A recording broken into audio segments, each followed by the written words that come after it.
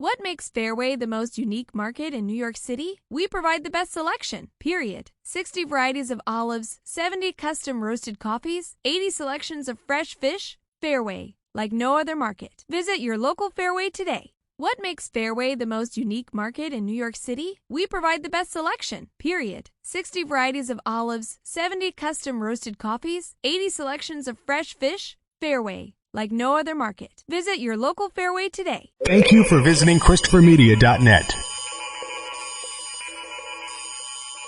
Christopher Media. Let's make some noise. From Asthma Core Studios near Detroit, Michigan. It's unregimented. Gangsters, what's up, guys? And now, here are your hosts. Hey, Happy New Year. It's number 218. I'm Chris. I'm Aaron. I'm Rich. Hey, remember in our 2017 wrap-up episode, Rich, are you talking about, hey, remember when we would have shows where for weeks we wouldn't go talking about the president? Well, this is going to be one of those shows. Well, no, because he is back from his vacation. His Twitter account's fired up. And, oh boy. Everyone's looking for indications of how 2018 is going to be. And we haven't gotten good indications so far. Yeah. Not from our president, not from the news. The president tweeted at North Korea. Well, this was in response to an interview that Kim Jong-il did about how he has the button on his desk. They probably do have a button on his desk. I'm sure of that. And when you slap it, it goes, that was easy. But this cartoonish idea that, like, he launches the missiles directly from a button on his desk. But that's what he stated. And so, of course, Trump had to shoot back that, basically that he has a button too, it's bigger. Only and then our missiles actually work. Which is a fair point. Throw in the dick joke, right? Has to. That's about right? That's about par for the course. Well, we do a podcast, we do dick jokes. We're not president of the fucking free world. Right, we've heard, this has been like, what, decades now of nonsense coming out of North Korea, and it just is not worthy of addressing. And Trump is the guy who is stopping on the street arguing with the homeless man ranting on the corner. Yeah, he's the guy, he's the one, he's going up to the religious fanatic. Game. Yeah, he's going up to the guy in Vegas. If you're regular to Vegas, you know, he's on the corner by Bally's. He's got his bullhorn, he's got his cross on his back, and he's sitting there preaching to all the sinners. He's the fucking drunk douche, he's the drunk frat boy who's going to go up and argue with the guy. Right, he's going to be the one to talk sense into him. Yeah. Well, we let him be, shout his crazy shit, and we'll all get on with our lives.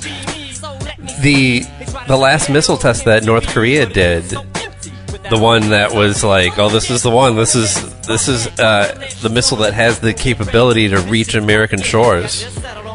And we found out that it landed in one of North Korea's own cities. Exploded on the launching pad. I was going to say, yeah, that happened, and it's like. Look. So, I mean, it's not to say that there isn't still a threat there, but. And look, I mean, just because that you live in North Korea doesn't necessarily mean that, you know, you really support who your leader is. We're kind of going through that right now here. Exactly. We're kind of going through that right now. So, I would say a little bit over half of the U.S. is definitely going through that right now. Yeah.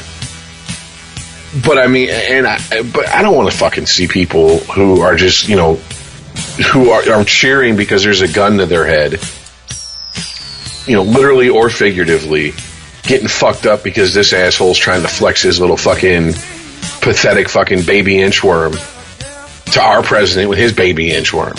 I mean, it's like... No, that's a very good point. The you think it's orange too? The villains are the leadership of North Korea. It's not the country. You have a lot of people that are damn near slaves. It's orange. It's got like some unkempt blonde pubic hair right on top. It's always swiped to one side. That's how you make a dick. That's how you make a dick joke, Donnie. Donnie John's dick.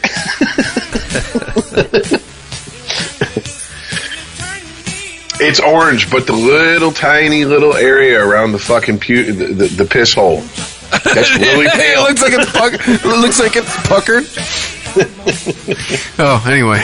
But no, seriously. I mean, this isn't 1960 fucking 6. This isn't, we'll fuck them gook zipper heads because we're at war with them. Fuck that. I have sympathy for fucking people who just by pure fuckery of circumstance are where they're at. They didn't do anything to ask for this. The average person in North Korea is probably just trying to get through life like the average fucking person here. Right. And these they're fucking also not idiots. They're not dealing with a lot of information there either. They only get what the image that the state wants them to see of America. Well, so even if they are hateful towards us, it's not based on actual truth. Well, I look at it this way: how much shit do we not know what's going on, and how much propaganda are we fed about North Korea? Times that by what? A couple thousand? I mean, maybe I'm exaggerating, but I mean, it's obviously a lot different there. And here's the bitch of it: I've seen one of their propaganda videos. And it was talking about American consumerism, obsession with celebrity, yeah, et cetera, et cetera. And when it got done, I sat there and I was like, "Where's the lie, though?" I mean, you got to admit, when a motherfucker's got your number, he's got your number. And whoever put that video together, absolutely bullseyed American pop culture. Now the problem is they're painting all of America with that brush. You can paint a lot of America with that brush, but not all of us. Come on now. Some of us like to be a little bit more engaged than keeping up with the Kardashians. Not many of us, but a few of us. I gotta believe it's more than we think, dude. I have to. If not, that show's been on for 10 years. I don't care. I just have to believe it's more of us than we think. Because if not, the business end of a shotgun's looking good about right now. So, I mean, can we at some point, could we slip both of these idiots some sleeping pills? Like him and for Trump, put some in his KFC. Whatever the fuck, Kim Jong, whatever, unlicensed to ill, whatever the fuck his name is, and then we'll just throw him in a gladiator pit. Right. And just let him go at it. Or you put them in the framework. You do a virtual reality thing where you construct a whole world where they can blow each other up, and then after everybody's dead and they're like, oh gosh, what did we do? Then you wake them up out of it. You disconnect them from the Matrix and go, well, that was all a simulation. Let that be a lesson to you. You do some Black Mirror shit to them. Or we could just let them kill each other for real. Well, no. I mean, this is. I mean, but 2 men enter, no man leaves. You think either of them are going to die? No, they're going to survive in a bunker somewhere. Trying to run away from each other. No, if we put them in a fucking Thunderdome, they would die of heart attacks running in circles trying to keep away from each other. They would just go into cardiac arrest from being out of shape and running and scared.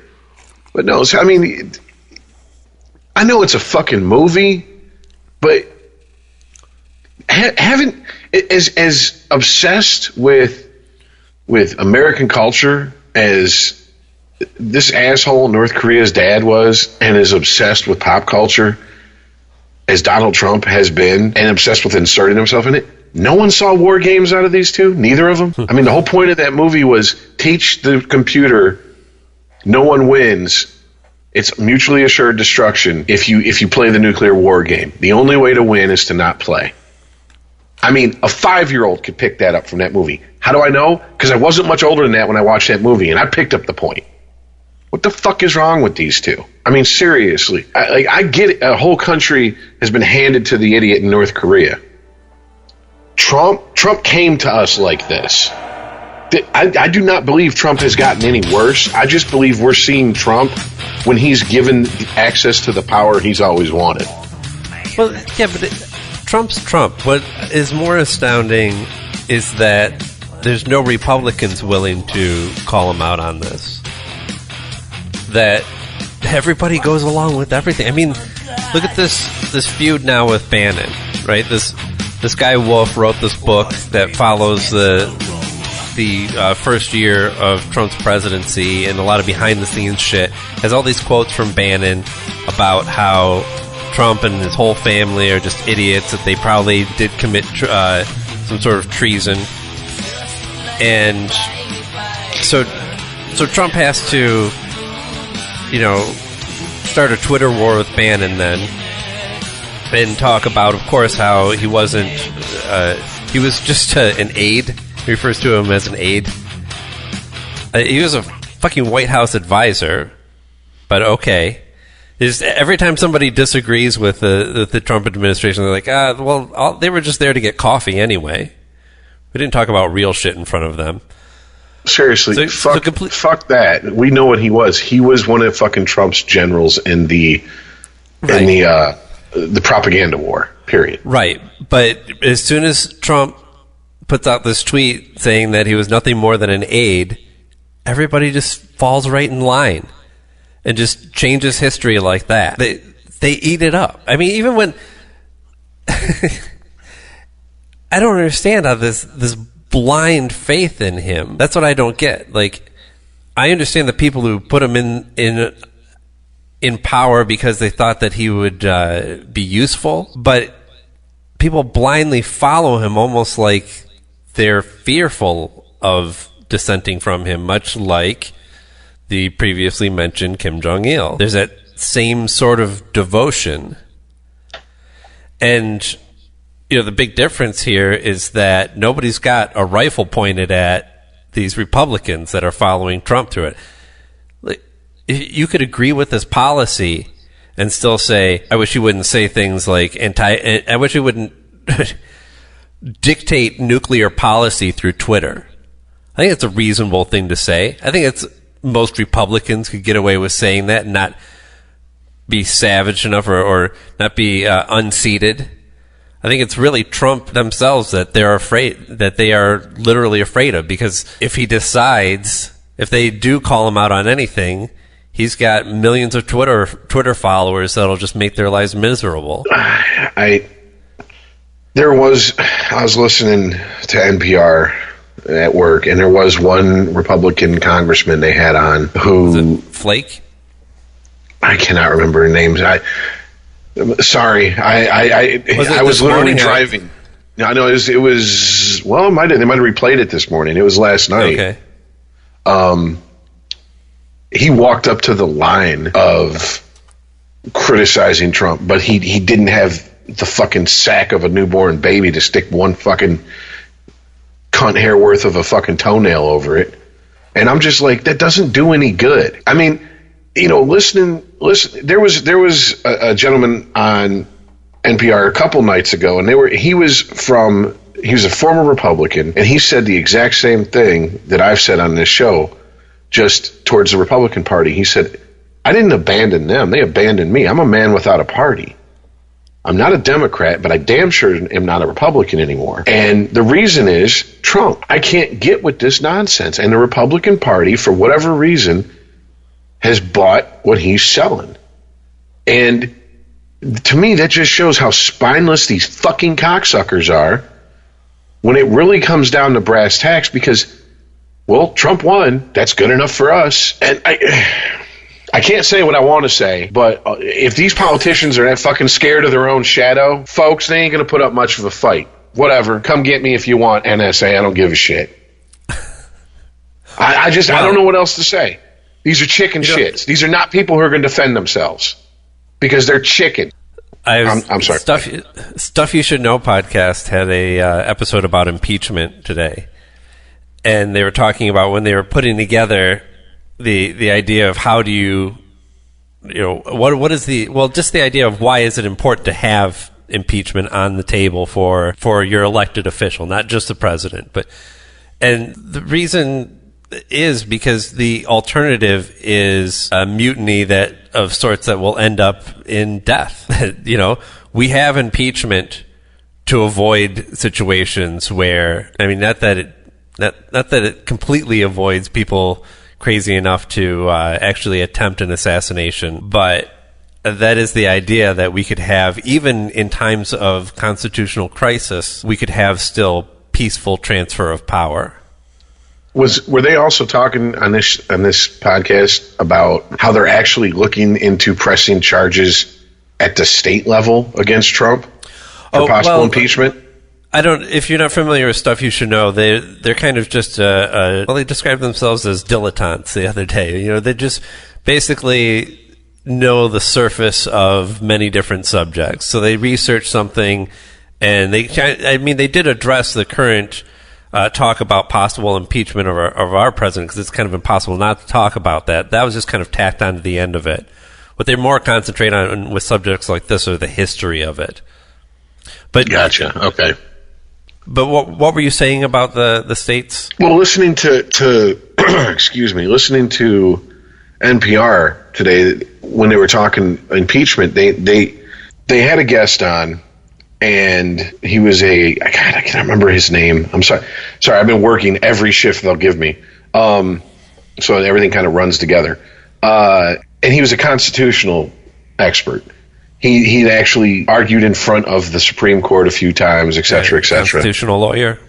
Yes. Yeah. And basically, the gist of what he was saying, and I'm paraphrasing hardcore here, so forgive me if I get some of the details wrong, is the nation needs to give up this Russia shit. It's basically just a carrot on a stick to keep us going in that direction with blinders on.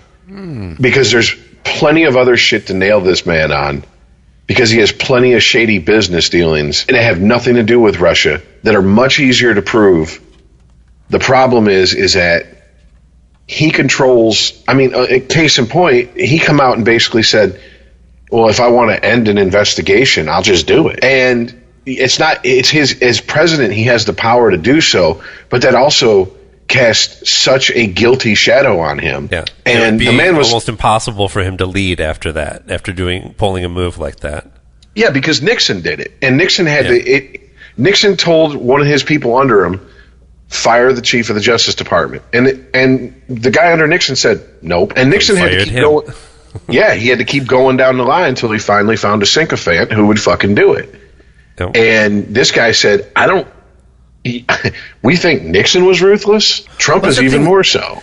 Like when you put somebody in a position like that, what choice do they really have? Because what's your alternative? If you say, yes, I'm going to go ahead and fight, then you're complicit in something that you know that the president's going to go down for anyway, right? So you're going to be out of a job either way. So do you want to be jobless and innocent, or do you want to be jobless and a criminal? Well, I'm going to venture to guess, completely reckless speculation on my end, but I'm going to venture to guess that most of these guys who are at this level in politics, in the government, have a law degree of some sort. And yeah, I shit on lawyers a lot, but I gotta believe there's a percentage of lawyers who went into it because they believe in the law.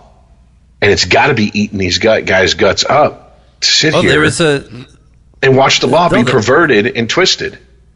There actually is. I forget his name, but one of Trump's lawyers quit in this last week. He told the rest of the lawyers that they're all working on this Russia case together. He said, I believe that what I witnessed was possibly treasonous behavior, certainly was collusion, and I can't work on this case anymore. Goodbye. So we need to find out his name. Make him a Democrat, put him up there for 2020. Oh, but if he's a male, there'll be a problem with that. Well, or he wears glasses, or he's bald, or he's too short. Has a beard. We have a bunch of reasons we want. The South. We only vote for certain people, even though they're Democrats, and we're Southern Democrats from up north. We have a bunch of bullshit reasons in this country people won't vote for someone for president. They have nothing to do with the fact whether they're qualified for the job. Case in point, I'd like to have a beer with him. Really? Because that's how we used to pick the presidents, They'd go around having beers with everyone, and they'd all vote on who was the best guy to have a beer with. Well, at least if I could get a presidential candidate to sit down across the table from me and have a beer with me, if he said some stupid shit, I could bust my mug over his head. and at least get that satisfaction. We can't even fucking get that. Oh, these town hall meetings, pre-approved questions handed to the people to ask. Don't deviate from the script. How is that fucking? I'm sorry. I'm holding back a rant so bad. Go ahead. Well, I think if you ask the founding fathers on this issue, it's not about who would you want to have a beer with. It's that it should be the guy that you already are having a beer with. That it should be the people who are stepping up into office and then, retiring, going away, not being a career politician. Well, that's how the system was set up originally. Right. But so I mean, it's not to say that like the idea of having a beer with the person that's going to lead the world is a way that it. First of all, how do you even judge that? Because they seem affable on TV, because they use words that you understand. Well, I mean, to me, one of the most telling things of how this is going to go until he's out of office, one way or the other, is the fact that he hemmed and hawed that he'd have won the popular vote if it wasn't for 3 million illegals who voted, and then he appointed someone to look into it, and then just disbanded it, and they never even gave him a report. No. Why? Because we're coming up on a year since I put my hand on the Bible and said, look at these billions of people standing in front of me. It's the biggest crowd ever. So he just thinks the rest of us don't fucking remember him saying this shit. And really? And I mean, no, we don't care. This is gangster shit, and we don't care. Like, the people that care can't do anything. And the people who can do something aren't inclined to do it because they're riding his coattails. And I mean, it's just like, you got to be kidding me. And I love the fact that he has discredited the media so much. Fuck the media. He's discredited journalists so much that no one can call him on shit. I mean, on Detroit Today, they were discussing this subject. This is a local show on WDET here in Detroit, our local NPR station, and people were calling up and just saying fake news, basically, and hanging up. And it's like, that's what you're going to say to someone who's a journalist who has been investigating this since before the first vote was cast in the 2016 election. They've been digging into Trump's, not just Trump, but his party of people around him, his inner circle, and this is what they found. And they have no discernible from like, they're not trying to they're not from MSNBC. They're not from the Young Turks. They're not from Huffington Post or something. These are journalists who are trying to who have always tried to be objective. And these people just call up and ejaculate nonsense like fake news out of their mouth, and that discredits them in the eyes and minds of, I mean, let's say there's 25,000 listeners of that show. Half the people listening, because I'm just gonna say half the people in the country do the same thing, and I'm just going, you got to be kidding me, to just make this big of a deal about illegal voters to the point where we were arguing about it. You and Chris were going at it pretty good back and forth about, should there be voter ID? I don't see what the big deal is, asking for a picture ID, et cetera, et cetera. And it's just, I'm done with it. I'm bored with it. It's like a little kid who, I want this toy, I want this toy, I want this toy. Christmas comes, he gets it. 5 days later, you find it outside in the snow, broken. What happened to the toy you wanted? I got bored with it. You could argue his marriage history demonstrates that. Well, I think it was more about that he wasn't seeing any results from it, because their job was to substantiate his claim that 2 million illegals voted, that voter fraud was rampant in this election, and there's just no proof of that. So, I mean, when they come up empty-handed, do you think he's not going to go... I say it's rampant election you won? That means, you know what I'm saying? Like, I don't know. Does he not make that connection in his head? All this started from the idea that he didn't win the popular vote. And that obviously stuck in his craw. And I saw he said something this week where he's still trying to defeat Hillary. He made some kind of comment about her and I'm just like, dude, you won like a year ago. Why are you still trying to defeat her? You defeated her. They opened up another investigation into her emails this week. Yeah, that's what I'm saying. That's what I saw. I'm like, what? You have vanquished the foe. Stop it. Hillary, if you love this country as much as you have said you do, call Jack Kevorkian's son or something. Take yourself out. Because then the excuse is gone. Because what I'm saying is the best thing that can happen is for her just to fucking renounce her citizenship, move to some fucking country that's going to love her, and just fucking never even mention the word America again. Move to Kenya. Seriously. This is, as long as there are these distractions, this is what the American people are going to fucking just hump until it's dust and bones. Because I still see people constantly. I hear people. I don't know why people. I don't bring these subjects up to people that I'm serving at work, but they'll bring politics up to me. Oh yeah, that fucking cunt. We need to fucking hang her high from the nearest tree. She's blah blah blah, treasonous and this and that. And I'm like, what threat does she pose at this point to anybody? Seriously, she's never going to run for office again and be taken serious. She's been drugged through the mud, rightfully or wrongly, does not matter.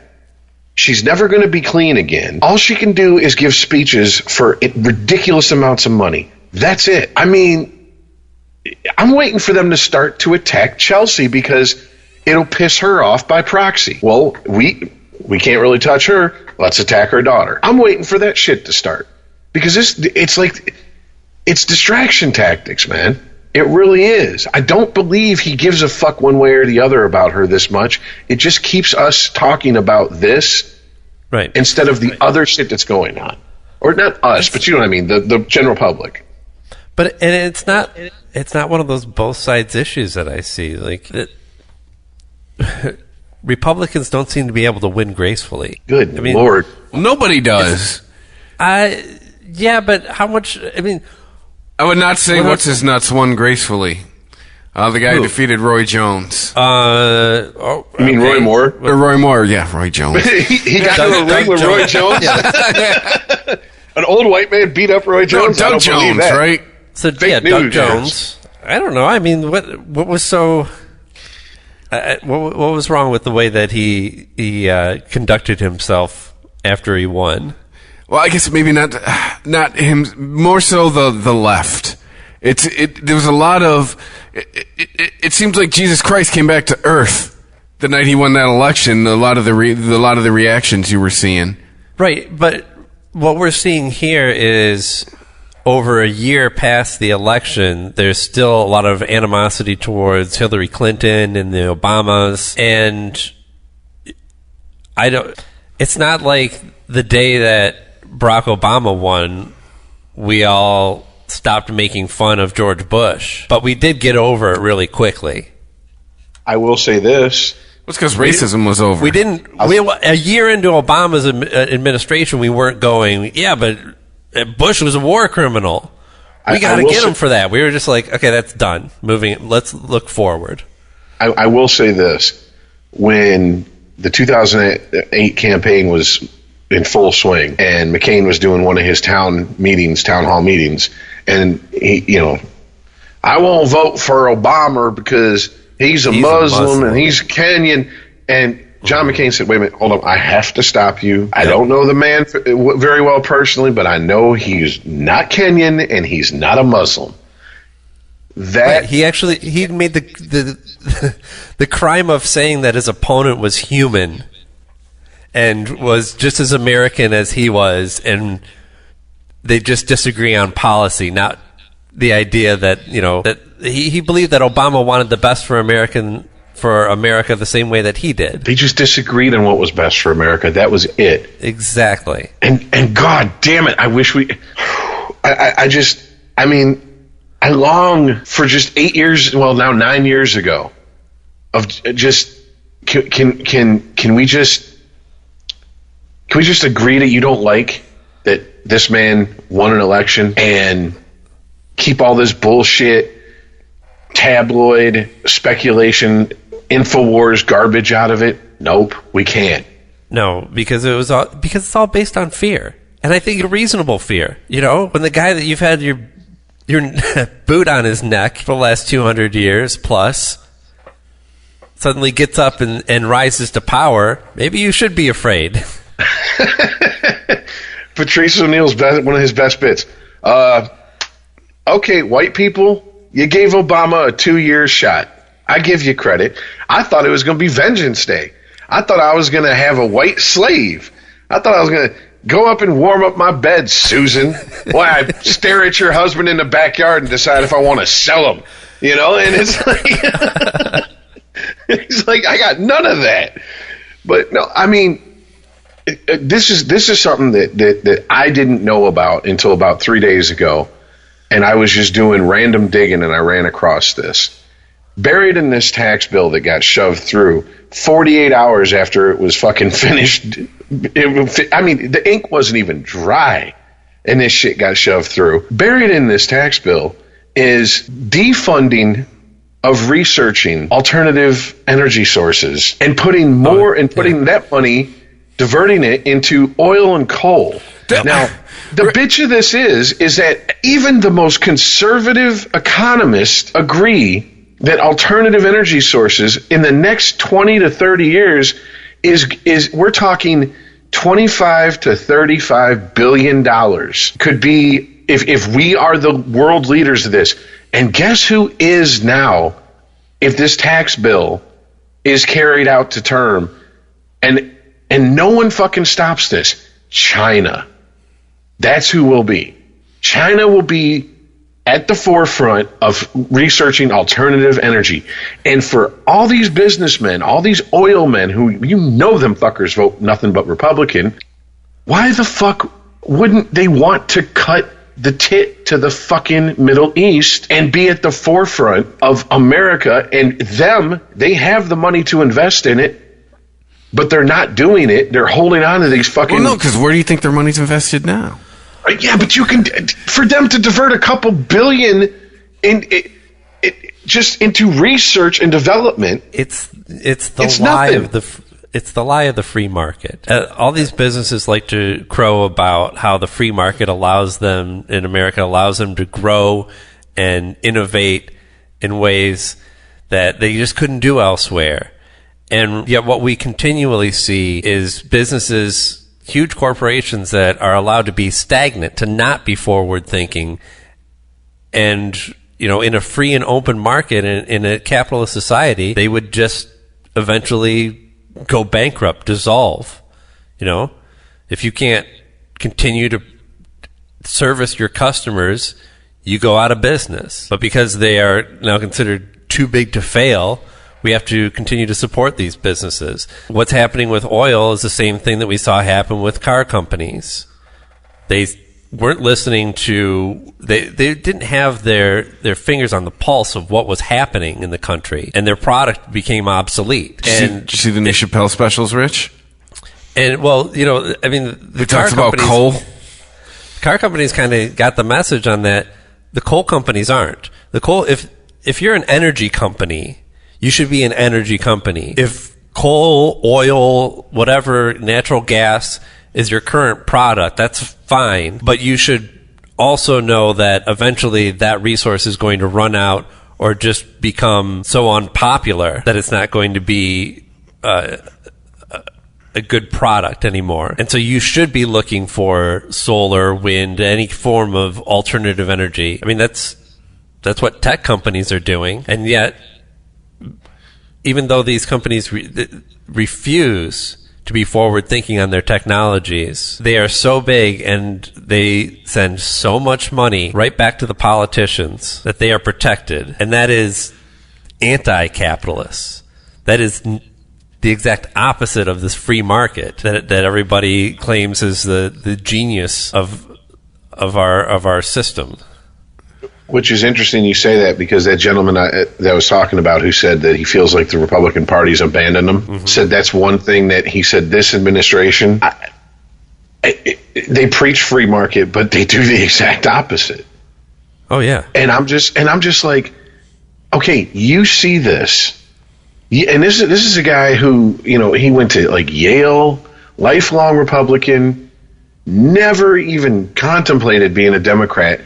all based on the economy and financial issues. He really did. Now, if he has some conservative like social values, he really didn't get into it.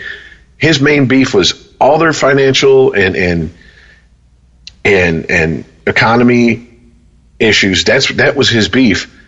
And I mean, one of the things he brought up that blew my mind is he's like, look, I am all for private businesses putting money into research and development for stuff, but we as America, especially after World War II, in the 40s, 50s, 60s, basically until Nixon was in full swing in power, invested heavily in tech research and development. And that's what set the stage for the tech boom that we've been riding the wave of ever since. Yeah.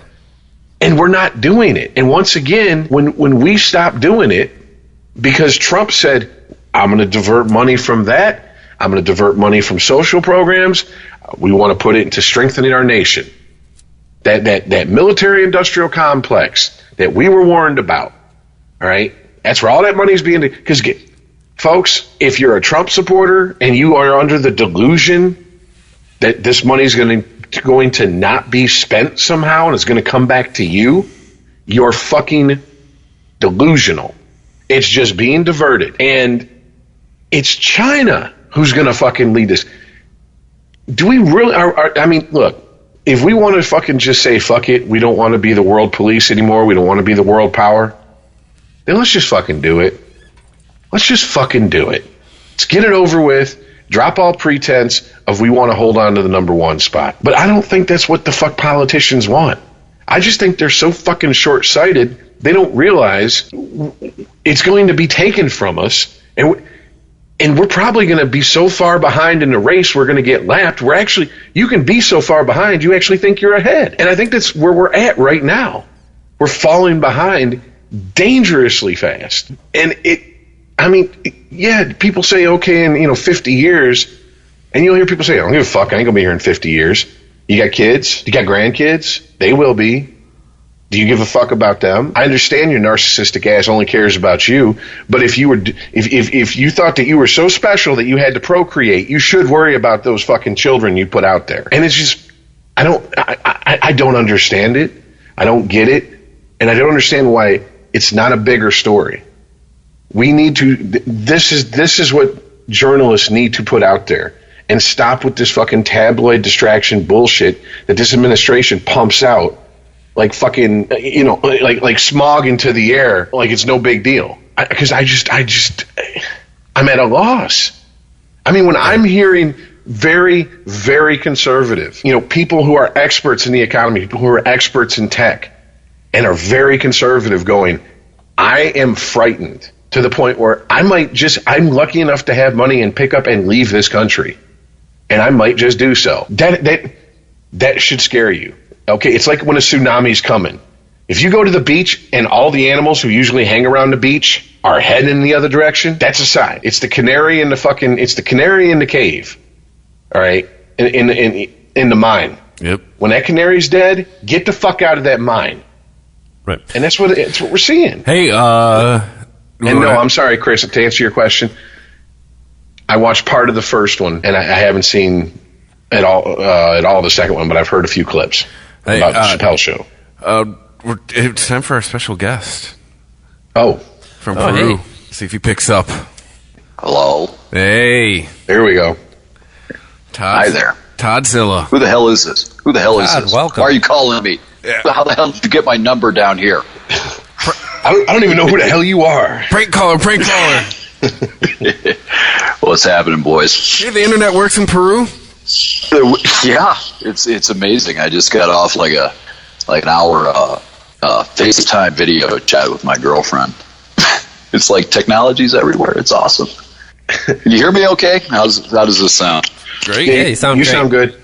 And stop lying. That wasn't an hour worth of talking. That was 45 minutes worth of talking, 15 minutes worth of, all right, baby, show me some titty.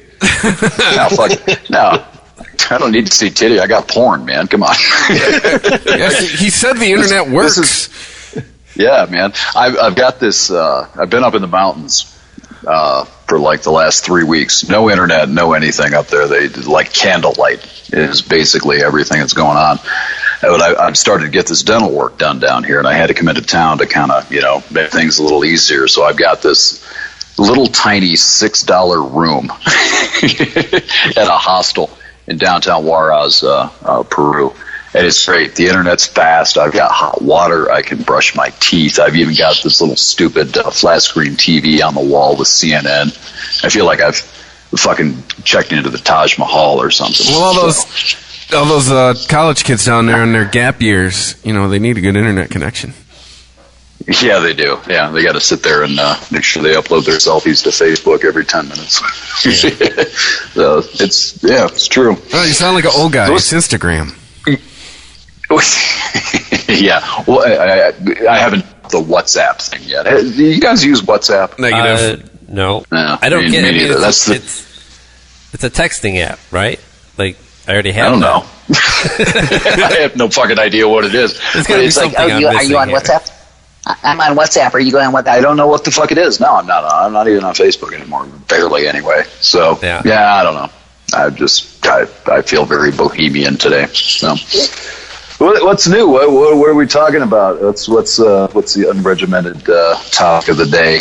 You never guess. Well, I think we had to vent about Trump some at the top of the show, but we were just talking about how America is slipping from being a leader in any sort of technology. Right. Because it's all about coal. It's all about what? Coal. It's going to bring us back. Bringing back coal. Yeah. But what a wonderful idea. Let me see if I can. Well, we're at it. Let's bring back the landline telephone, right? Who needs all this mobile technology? Yeah, right. I know there was the story about the swatting incident that ended in an innocent man's death. I only know swatting. I only know the broad brushstrokes on this. You want to give me the deets? Well, I'm kind of shocked this hasn't happened before, but yeah. Yeah, I mean, if you're not familiar with the practice of swatting, it's a gamer thing, right? I mean, it's when one gamer playing online with another one gets so mad that he calls in a fake, he calls into the police, says that they've got a bomb or hostages or something like that, something that would get a SWAT team or just a team of cops to show up at the door and fuck with them. Oh, Jesus Christ. This is supposedly really funny for the other participants to hear that because, they'll be in the middle of the game and all of a sudden the police show up. Well, in this instance, there was one of the gamers, I don't know why he gave him an address. That's the thing is, how do you know where to send the SWAT team? Because it's that tough talking bullshit. Here's my address. Come get me. Right. Well, he did that, but he gave him a fake address. Well, hold on. That does happen. Yeah. But a lot of these gamers stream. And believe me, if 4chan's taught me anything, if they can get an inkling of where you're at, yeah, they can find out exactly where you're at if they really want to. And when you're streaming, sometimes it'll have your location in there. And that's enough. That's enough. Okay, so it's a city, and I got a city and a state. Let me dig up what I can, call the cops. Boom. Good enough. Because, it's interestingly enough, this is a good subject to have Todd on for. It goes back to lots of social media, because what they'll do is they'll get some info, and then they'll scan the internet for any social media or internet presence and put together like a puzzle to put together all the pieces. Or if you've posted a photo, most photos are geotagged. Yeah, they can just find out from any selfie that you put online. Yeah, that too. Well, yeah. So an address is given, a fake address is given. Well, it's not a fake address. It was somebody else's address. I don't know whether the gamer that gave out the address knew that he was giving out somebody else's address or if he just kind of picked randomly. But when they showed up to the third person's address, who didn't know what the fuck was going on, that guy ended up being shot in his doorway. And there's a lot of talk of who should be ultimately responsible here. Is it the guy who made the fake call? Is it the guy who gave the fake address? Yes. All of the above. How about all Or of is the it- above? Can we just? Or is it the cops? Can we just? Who shouldn't have been? I mean, like, Cop The wouldn't guy be had there if no- it wasn't for the first two idiots. Just kill Yeah. them all. Come on. Please. Just use one rope. You for can the first two string them idiots. together like a fucking Christmas tree and just. The police are never called if it's not for the first two idiots. Or I shouldn't say the cop's never there if it's not for the first two idiots. Oh, my well, God. let's consider the man who gave the fake address. It's doubtful that the address was given saying, "Yeah, I don't care. Go ahead and call the police on me." It was probably, like you're saying, tough guy talk. Like, yeah, if you think you're so tough, here's my address, and we'll decide the old-fashioned way. So, I don't know, even if you could prove that he gave out the address knowing that the police would be called on that address. But I guess my problem is there's a dead body on our hands now. Like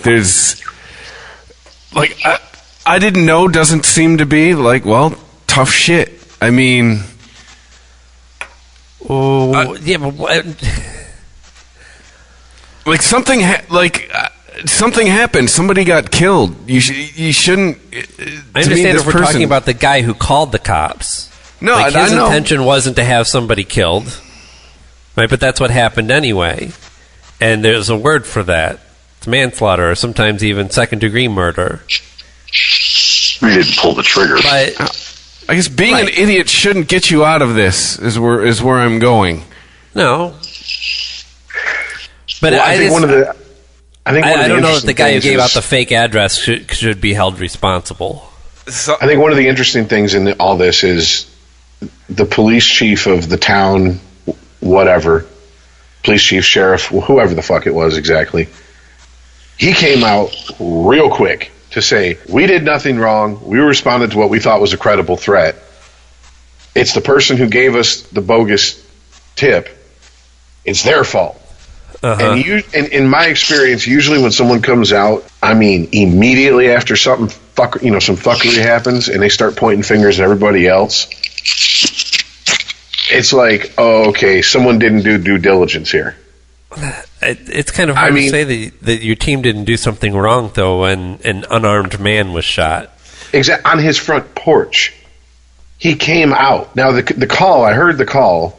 The guy called the police. First of all, he said he shot his dad, and he had his mom and his sister as hostage.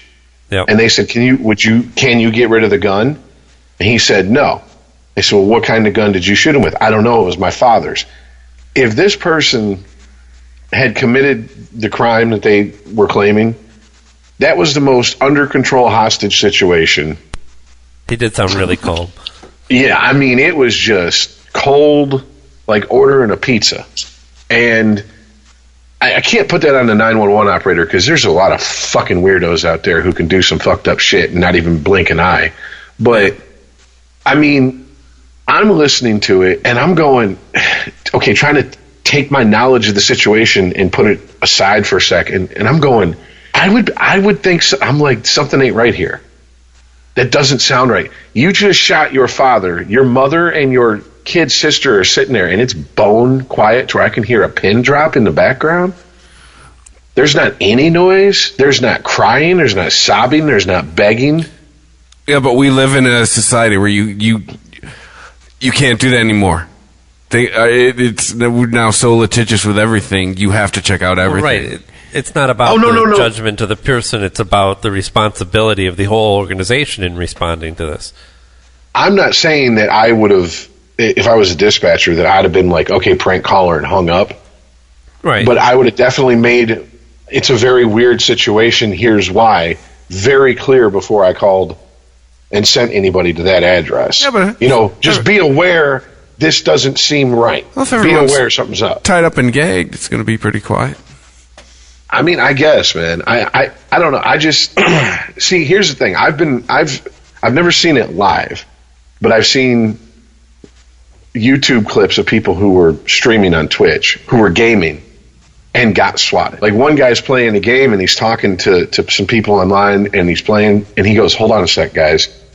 And you hear a ruckus in the background. He goes, and he starts laughing. He goes, "I think we're being swatted." And next thing you know, his bedroom door gets kicked open and the SWAT team's throwing him around the room like a rag doll. Yep. I mean, so this is not the first time. This is, Aaron, you brought this up 2 years ago. The first time that I have ever heard of it. You're the one that brought it up, and you brought it up on the show. Mm-hmm. And, excuse me, Jay was on, and Jay was like, "Oh, yeah. He knew a lot more about it than any of us." And I'm like, oh, shit. So this is not something that's going anywhere if it's starting to spread to the point where even non-gamers know about it. Right. It was only a matter of time before somebody died.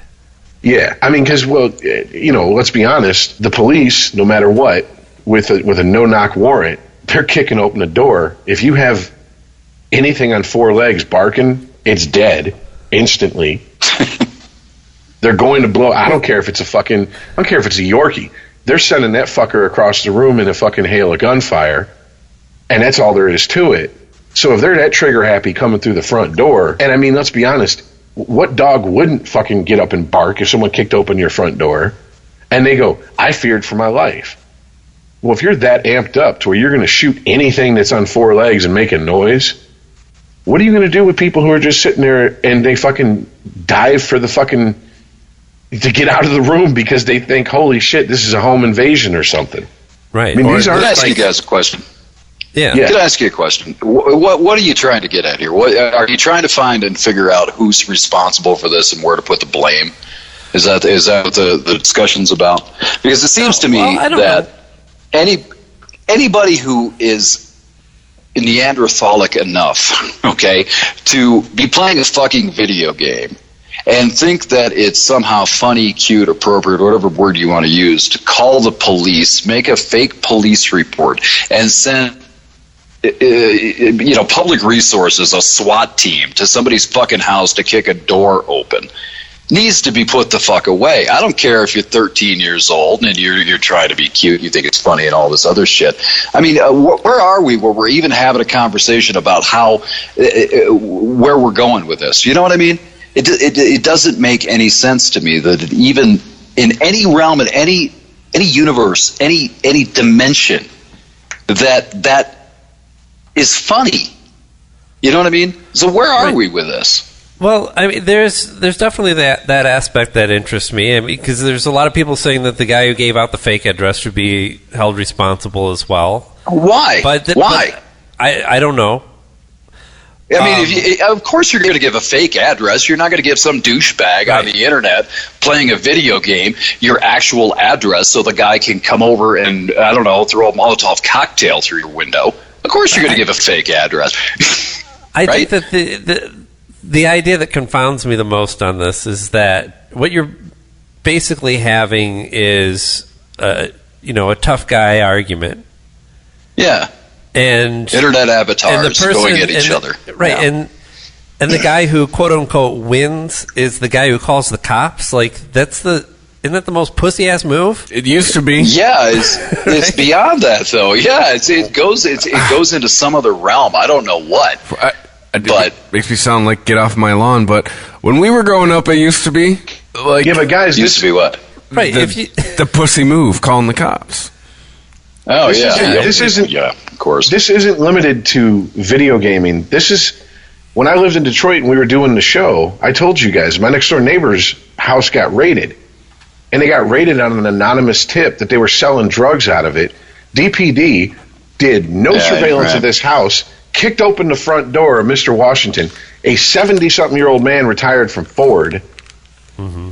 They killed two of his dogs, drug him out and his wife in the winter in their fucking night clothes. Right.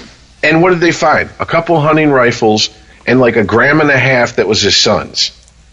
And supposedly someone called in a tip. Oh, wow. He's like fucking Walter White over here.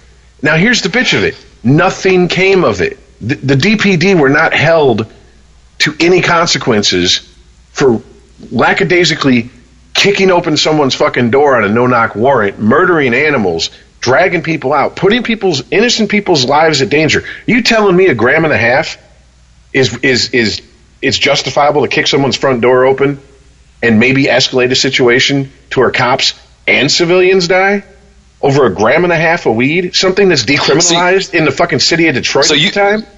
So you think, just to clarify, Rich, you think that the Detroit Police Department is the I guess the singularity of blame here? No, I think it's and this is gonna sound weird coming from me. I think it's the fact that you have these police unions who protect these fucking cops no matter what they fucking do and give them the best paid lawyers they can. And then you have these grand juries who think, oh, well, these are the cops. They're not going to lie. They're not going to say nothing. They're above reproach. They're not going to make a mistake like that. Really? What fucking planet do these people live on? Cops are human. But this was triggered. This act was triggered by an anonymous tip, right? An anonymous tip. Now let me ask you a question, though. You're telling me if the Drug Enforcement Squad in Detroit gets this tip, they don't have the people to park someone a few houses down in an unmarked car and watch for a day or two before they fucking kick open the door on an anonymous tip? I totally agree with you there. I'm just wondering if if we're going to be better off if say the tip was about maybe transfer back to what we were talking about before, like a hostage situation or something like that. And do you want the Detroit Police or any? Yeah, do you want them tentative? Do you want them on their heels saying, "Oh my God, this could be fake," and not do anything at that point? Well, I think it's been my understanding that in a hostage situation, you don't go in fucking guns blazing. I'm just using that as a general example, though. I mean, any sort of dangerous situation where a life may be in jeopardy, do you want them saying, "Oh my God, is this fake? Maybe we don't want to do that." I wonder where the line is with that. I mean, with drugs and like you're saying, like 0.5 gram of whatever. I mean, yeah, obviously you probably would do some surveillance, but yeah, that's a completely valid question. I guess. The answer seems like kind of an intangible thing. Like, I would like to think that the people that are ultimately making these decisions on the scene are making them using their judgment as well, and not just the information that they're given going into it. Yeah. Well, we also had a hostage situation, and the guy answers the door in his tank top, and is like, "What the fuck's going on here?" SpongeBob underpants, huh? Right. Yeah. Like that should immediately give you a signal that like something's not right here. Yeah. And the bitch of it was the shot was from a distance, so this was not one of the officers who were closest to the guy on his porch. This was someone who was set up with a rifle to shoot from a distance and did. And this is where I'm going with this. This is the problem with police. You are police. You are not a military in an occupied country. Okay? You walk around, we arm the police with military equipment. We give them basically the same thing that we give, guys in Afghanistan who are going house to house clearing, whatever, hovels, whatever they call them, out over their hamlets, excuse me, that's what they call them, hamlets, in the middle of the night. And what do you expect to happen? We need to fucking, we got to stop this bullshit, because this is going to turn into, and it's already happened, it's already went to the Supreme Court, and there's been, or not Supreme Court, but to higher courts, there's been rulings that if you're a citizen and the police enter your house and pose a threat to you, you can defend yourself. Now what's going to happen? The police aren't going to de-escalate the situation, and now you have courts saying that as a citizen who's not committed a crime, you have a right to defend yourself against the police just as much as a criminal. The cops are just going to double down on their end, and it's you think we're in a police state now? Yeah. Take it to its logical conclusion. Did you guys ever read? There's a book that came out several years ago by I think his name was Radley Balko. I talked about it, I think maybe. In fact, I know I talked about it when I was doing the other podcast. It's called Rise of the Warrior Cop. And it goes into the whole thing about the militarization of law enforcement in the country, and a lot of the surplus military equipment being sold to local law enforcement agencies and things like that. And one of the points he made in the book was that if you start outfitting and equipping local police forces, peacekeeping forces, to protect and serve people, if you start outfitting them like the military and start making them feel like they are an occupying force, at some point they're going to start acting like one. If they get the equipment, military equipment, tactical equipment, they're going to want to use it at some point. Does this fall makes the man? Does this fall into the realm of if you're a hammer, everything starts looking like a nail? Absolutely. And but there's a flip side to this, Rich. And what do you do if you're the law enforcement and you're dealing with a wildly armed population with more guns than people? What are you supposed to do? Are you supposed to carry a billy club around? There's two sides, I guess, to this, and I don't know the answer to this. I put a lot of thought into this, and a long time ago. I don't really know that I have the resources or the the mental faculties tonight to drag it out. Yeah, exactly. The best case scenario is a standoff. Yeah, right. So, it's not a simple black and white question. If we were, fucking Finland and we had, 3 guns per 10,000 people, then maybe you could have a conversation about disarming the police force. But if you were to do that in Chicago, at this point, it's a shooting gallery. So you see what I'm saying? I'm not trying to argue. I fully agree with you in principle on militarizing the police force. I absolutely agree with you on that. But there is a flip side to this, and I don't know where you strike that balance as far as the militarization part goes. And maybe this is me just throwing my hands up and saying, if we're going to have private citizens own weapons, then there's going to be an attrition rate of fuckery that's going to happen. My thing is, there's no consequences afterwards, or the consequences are so light, it's ridiculous. If you work for a major city's police force and you're in a sketchy shooting, and let's say you resign, polite way of saying you were fired. Yeah. It's not like you go become a security guard somewhere or a loss prevention guard somewhere. You go to some podunk town, put 5-10 years in there, and then you can go back to a major police force if you want, or you could sit in that podunk town until you get your pension. Isn't that what happened in Ferguson a few years ago? Wasn't the guy that was involved in that, what was his name, Michael Brown? Mm-hmm. It wasn't the guy who was involved in that shooting the cop. Wasn't he fired from another police force for some sketchy-ass situation or something? Yeah, I believe so. Yeah. It's a very common occurrence. Yeah, he just moved him around. Yeah. It's like the church. Well, the actual consequences so far of this swatting case are that the man who made the call has been charged. The man who gave the fake address has not. And if you think this is going to be the unlawful killing that gets tagged onto a policeman, then this must be your first day in the U.S. Welcome to America. Repeat that. Who got charged? The guy who made the call? The guy who made the call, yes. I absolutely agree with it. I hope he gets thrown in a fucking pound-me-in-the-ass prison for a long time. Because that's where this whole thing started. I guess the question now is, what is he going to be charged with? And it's probably going to be manslaughter. At least manslaughter. I wonder if that meets, second-degree murder. I wouldn't think he could be charged with manslaughter because he didn't participate in the killing. He didn't physically participate in the whatever act caused the death. That was a police force, but he caused the situation that led to that. Yeah, he caused manslaughter. It would be. I think they could get him on manslaughter. I mean, it would be really difficult to prove that he had the intention of killing somebody by sending the police there. Well, I think the argument he was irresponsible in a way that caused the death of another person, and that does mean exactly. I think if you're the lawyer on the other side, you're saying without this guy, nobody dies. Well, it sounds like reckless endangerment to me. See, I think that's what's going to happen. I think they're going to charge him with.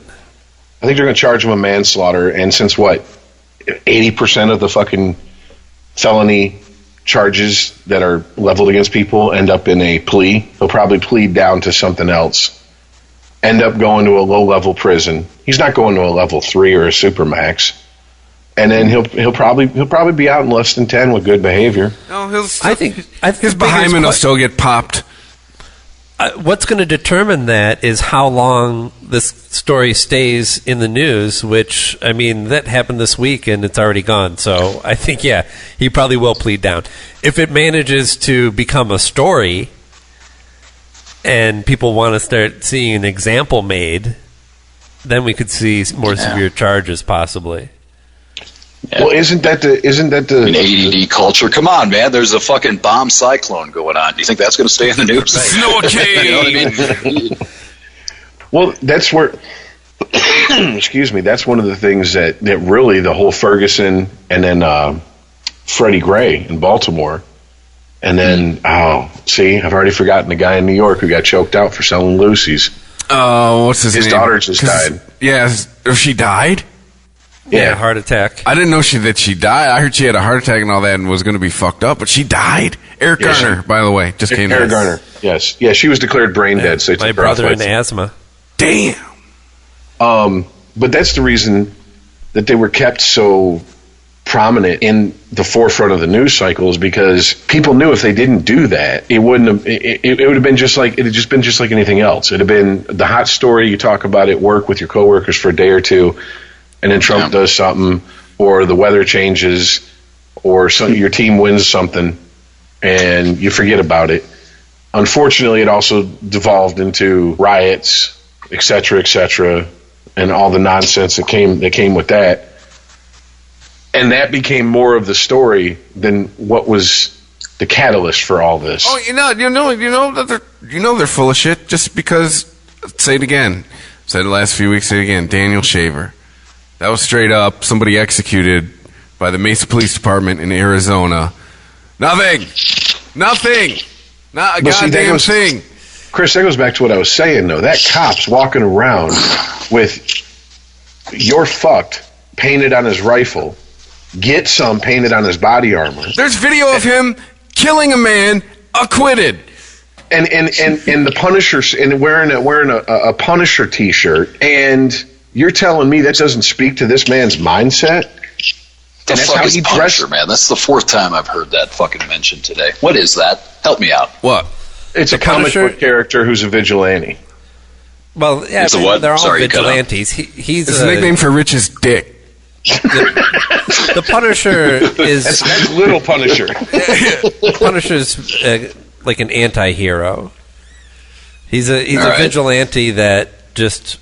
what are we talking? A cartoon character? Or are we talking a TV character? What is this? Comic book character, Marvel Comics. Oh, okay, all right. Started out in the 70s, but yeah, he's just a killer. All right, thanks. I feel less old now. Thank you very much for explaining that to me. Whereas Batman and Spider-Man tie him up and leave him for the cops, the Punisher's mindset is, if I kill them all, I don't have to worry about busting them again. And to me, that mindset shouldn't translate to what the police do, because that puts the police in the mindset of they're judge, jury, and execution.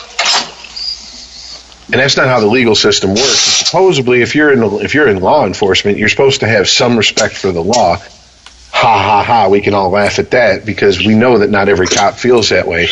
But I have to believe that there are police that do feel that way.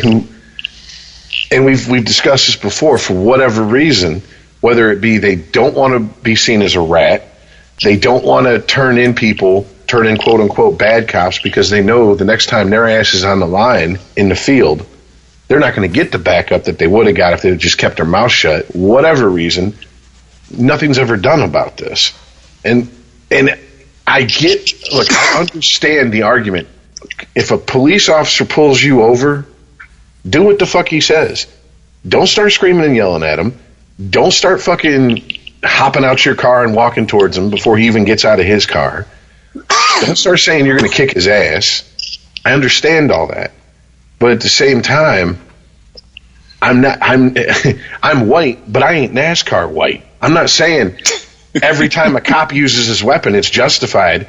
Because I'm sorry, I've seen too many videos. There's literally a video on the internet, if you can find it, of cops chasing a guy in a pickup truck.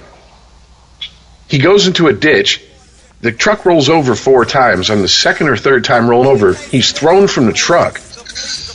The cops pull up, and 6 cops jump on him. This guy's limp. He's a rag doll. He's completely out. Get him! And they're beating him, and they're yelling, "Stop resisting." Let me throw you from a fucking S15 or a S10 that's doing barrel rolls down the highway at 70 miles per hour and see how much you're going to resist arrest. Come on now. I mean, but they go, well, the cop said he feared for his life, so they had to subdue him. They had to use physical force. No, they didn't. It's because cops feel like if you run from us, we beat your ass. That is your first punishment. Your next punishment is a rough ride to the police station, and then however they treat you in the cell, and then you face legal punishment. And that's bullshit. Because if that's the case, this isn't law. This is the Wild West. And if it's the Wild West, then let's just arm everybody and get it over with. Yeah. Why even have if that's how we view our own? No, you're there. If that's how we're going to view our legal system, why don't we just go to using bounty hunters?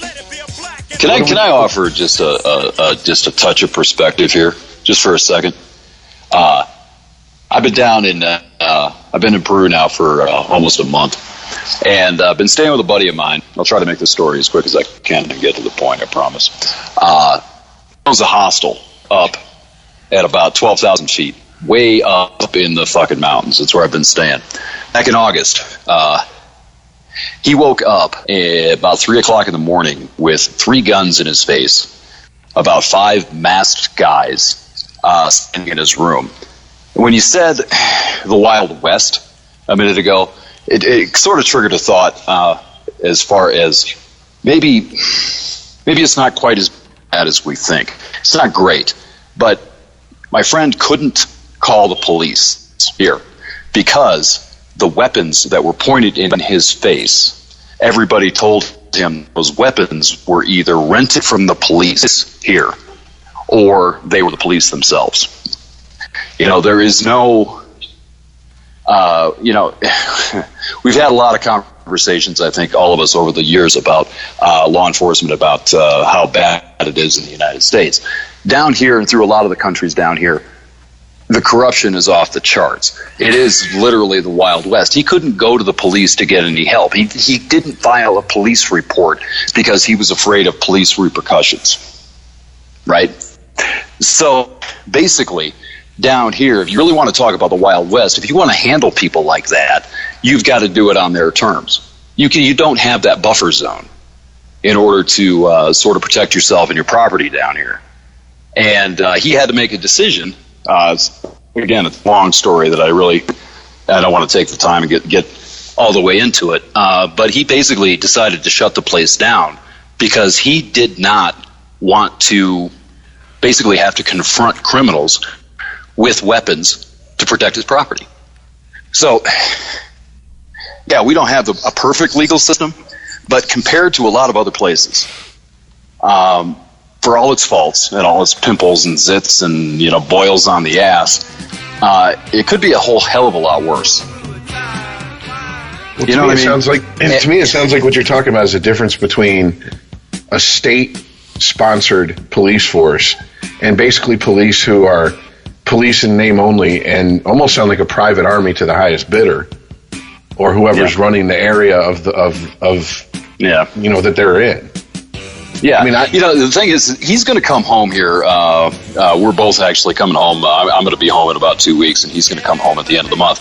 And one of the conversations we had was, we've complained a lot about the U.S. Me and my buddy have. We've been all over the place, like, fuck America, here and see what the real world looks like. But it's going to be really nice for him to be able to go home. And he's a white guy, all right? I'm going to throw that caveat in there. But it's going to be really nice for him to be able to go home and not have to worry about his safety when he calls the police. You see what I mean? And I don't know. I this whole last month has sort of snapped that into perspective for me. It's not great, it's not perfect, but if something happens, we at least have something that most of the time works. Down here, they don't have that. In a lot of other places, they don't have that. That's completely valid, and I appreciate you bringing that up. But it's the idea that the police, we talk about President Trump. None of these people are above the law, and yet at least that it's the idea of the system that we have, that nobody is above the law. Yeah. Right. And when you see that happen, when you see cases of police acting like they are above the law, when your own president acts that way, it's your responsibility to say something. So, you try to fine. At least try to correct it, right? Yeah. And my thing is, I understand we can't prevent every case of a bad cop or corruption in police departments, especially when you get to the larger cities. When you get to police who are in vice, police who are in drug enforcement, there's temptation everywhere. I understand that. That's not my beef. There's going to always be cocksuckers. There's just no two way around it. There's always going to be horrible fucking people who will take advantage of other people. My problem is, if you are given that much responsibility, then to whom much is given, much is expected, and you are to be held to a higher standard, which means when you fuck up, you knew better than anybody else what the price was when you fucked up. So that means you need to pay a higher price, and you need to be held to that higher standard. Not, I was afraid for my life, no matter what the facts show. Because one of my biggest beefs with what happened in Ferguson is that the narrative did not match the facts. The narrative was, this kid was shot in the back, running away with his hands up. That's not what the facts proved. But that does not, just because that one case, the facts didn't line up with the narrative, doesn't mean that every case is that way. And I'm a big proponent of due process. I don't care what I think, what my opinion is. It's the facts. And if the facts don't prove to align with my opinion, I'd rather, just to put it bluntly, I'd rather a guilty man go free than stick an innocent man in prison. But we have body cameras now, we have dash cams, and we have body cams of police turning their body cam on, planning drugs, recording themselves doing it because they weren't aware that there was a 30-second buffer that recorded 30 seconds before they turned it on, just exactly for the reason that he got busted, and the man still has a job in the policing business. That motherfucker should be going, would you like fries with that? They take care of themselves, man. That's why I have no faith in the system, really. It's proven over and over again. It's the completely opposite thing of what you're talking about, Rich, that we should, if these people are going to take on that responsibility, that we should hold them to a higher standard, and yet we don't. We make excuses for them. The pressure that they're under. Well, and to you don't know what it's like to be a cop. To piggyback on Todd's point, if police forces in other countries, no matter where they are around the globe, can look to the U.S. and go, but the U.S. thinks they're so much better, and look at the low standard they hold their cops to. Well, who gives a fuck what we do? Yeah, let me nip that in the bud. Nobody does that. Nobody does that. The predominant narrative down here, and the thing I hear about most are they have the perception, at least most people that I've talked to, and this is throughout Central and South America, is that white cops are just running around the states killing black people. They don't look to the U.S. as the standard bearer of anything at all. They sort of point their fingers and kind of laugh. You know what I mean? Yeah, I've never really. Maybe I'm misunderstanding what your point is, but I've never really gotten that what I'm sort of getting at is that when I say we, I mean the country, for the most part, collectively like to think that we're some sort of example for other parts of the world. And and my fear is exactly what you said is happening would happen. They're going to go, you're an example. You're nothing but an example of how to get away with murder. Yeah. That's all you are. How to basically murder people and do no time for it. As long as I have this badge and I say the right things, I'm in the clear. So I mean, you're kind of confirming my worst fears. I was dumb enough to have hope for a second. Sorry. Yeah. No. I guess the point. The thing I keep thinking about is that I don't disagree with anything any of you guys are saying. I do have maybe a different perspective. I've seen some things down here, and some other people that I am pretty tight with and have had really good conversations with have seen some things down here. And at least we have. I think the one thing that we've got, to put a positive spin on this, I feel like I'm Aaron all of a sudden. I'm trying to find hope that we have the infrastructure still in place, though. We're having the conversation, and I think that if the will was there, we have the infrastructure in place to fix it. And in a lot of places, like Peru, for example, there's just no fucking hope. I mean, the only thing that's ever going to change anything down here, starting with, and the very fundamental baseline, is police corruption, and it stems all the way up, all the way through the government from there. The only thing that's going to correct that is some sort of a mass uprising, where people sort of demand that the government clean itself up, or they're just going to burn it down and the individuals in power with it. But we're not there yet. I think the infrastructure and the corrective mechanism is in place if the will is there to do it. And I think the first thing that has to happen is the narrative has to be corrected. We have to stop this sort of, all the police are heroes and blah, blah, blah. You don't know what it's like to be a cop. And then we also have to clean up the other side where all cops are pigs and they're all bad and they're all racist and they all just want to kill every black person they see. Both sides are wrong. There has to be an honest conversation started with the will to inject that into the corrective mechanism, and it's still there. But now you're talking crazy because you're talking about two extreme, sides actually trying to meet in the middle. That doesn't seem to happen anymore. And this is where I'm not, Aaron, because no, I don't think there is a lot of hope for that. But it is there. I mean, it theoretically, that if that did happen, the mechanism is there to. It's not ever going to be perfect. It's not ever going to be bleached, and you're not going to wash it with Clorox and have it come out spotless. But it could get a lot better. But it starts with having a real conversation about these things instead of just taking one side or the other and then throwing shit at the face of whoever disagrees with you. Police are more likely to be obsolete before they are corrected. I mean, yeah. Once the government has the ability to just observe all of your behavior 24/7, then all they'll need is SWAT teams to go collect you when you break the law. They won't even need to. What do you mean once they have? Well, I'm sure it exists now. It's just not being utilized fully.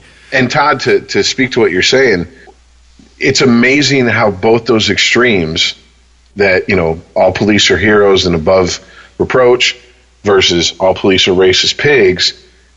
No matter what you try to show them, they can flip it to fit their agenda. Case in point, the video that's going around on social media now, cop pulled a young guy over for speeding.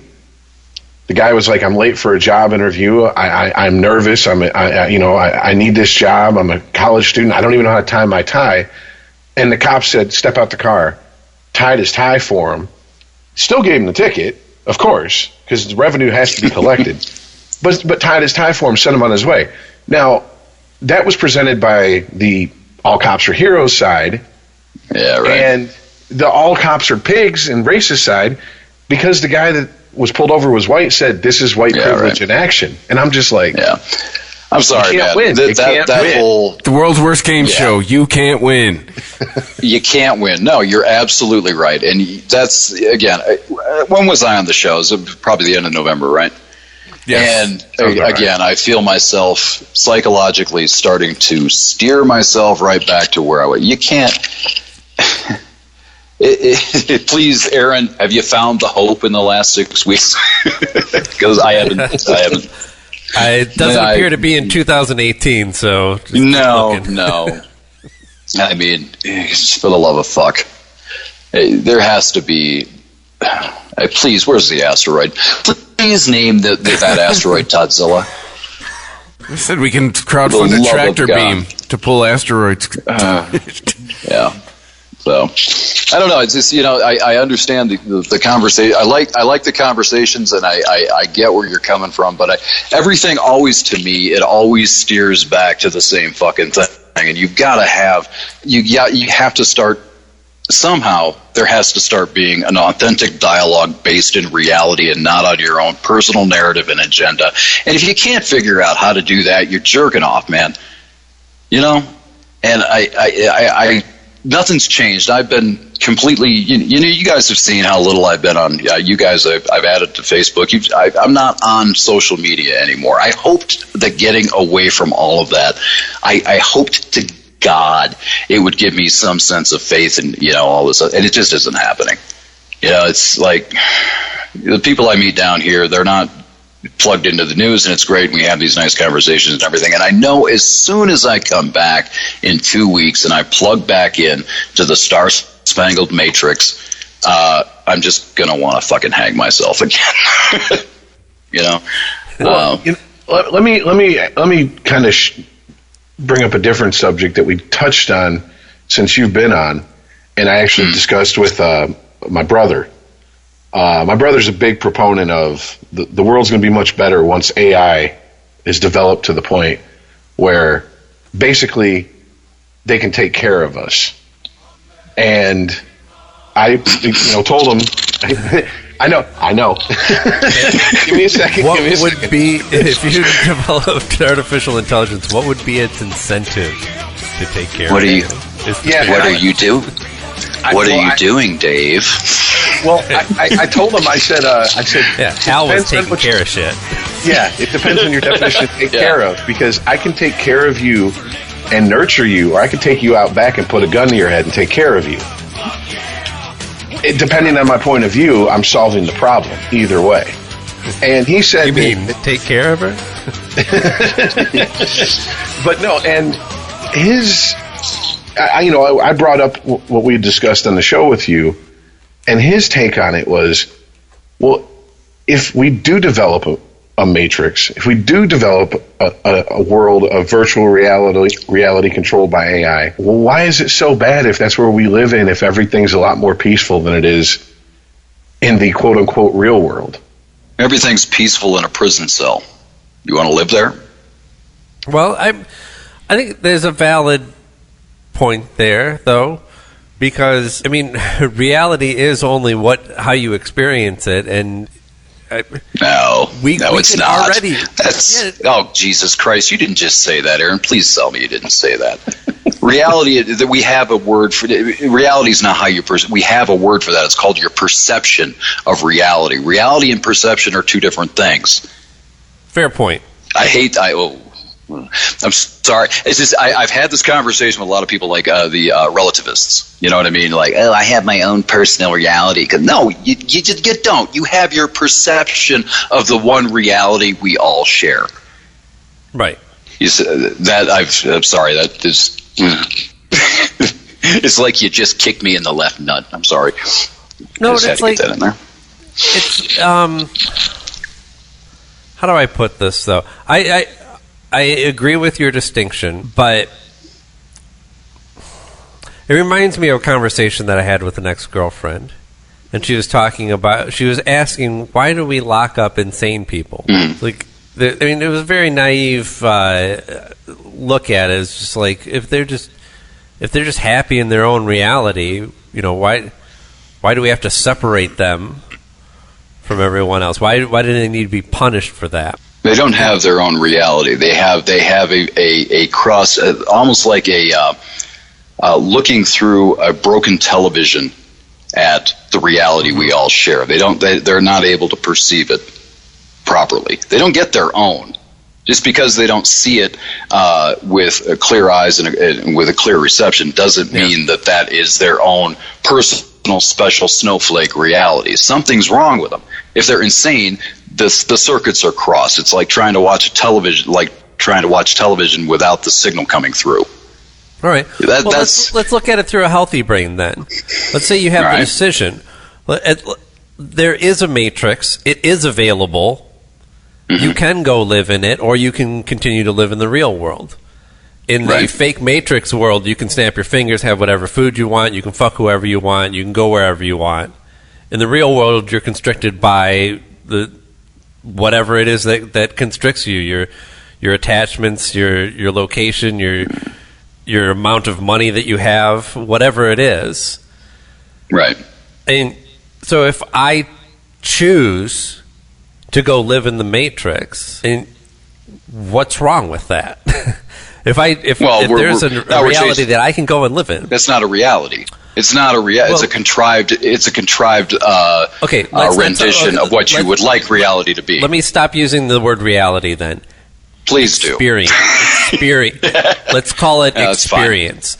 There's an all right, fine. I want to you want to have the experience of what you consider the tangible world, what you would call reality, and this other non-reality, this matrix, is what I'm just being devil's advocate.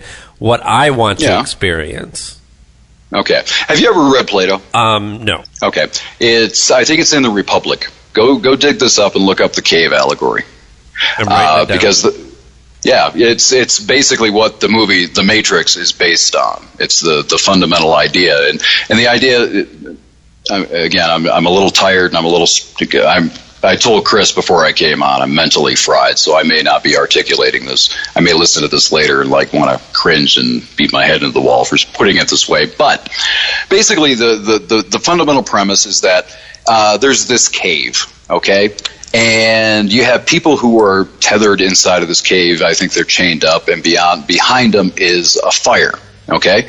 And there are people in the fire that are making these little shapes and everything. These people have never been out of the cave. This is all they know. This is their entire experience.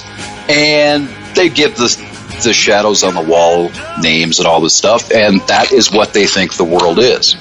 Now, Plato says that if one of these people were to escape the shackles and walk up and find the top of the cave and actually get out into the real world reality, and it would take a long time to adjust, and if he had a lot of courage and he could go out and explore, he could go see what reality was as compared to this contrived experience that people perceived as reality down in the cave.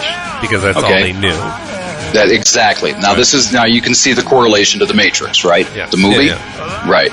So that is sort of. I completely lost. I'm just going to explain this and let you get back to your point. The problem is that when the people who go up into the upper world, that's what Plato called the land above the cave, the actual reality, the real world. And these people run around and they see all these things and they're like, holy fuck, man, that isn't real. There's so much more. And they come back and they go back to the cave and they sit down and they start telling all these stories.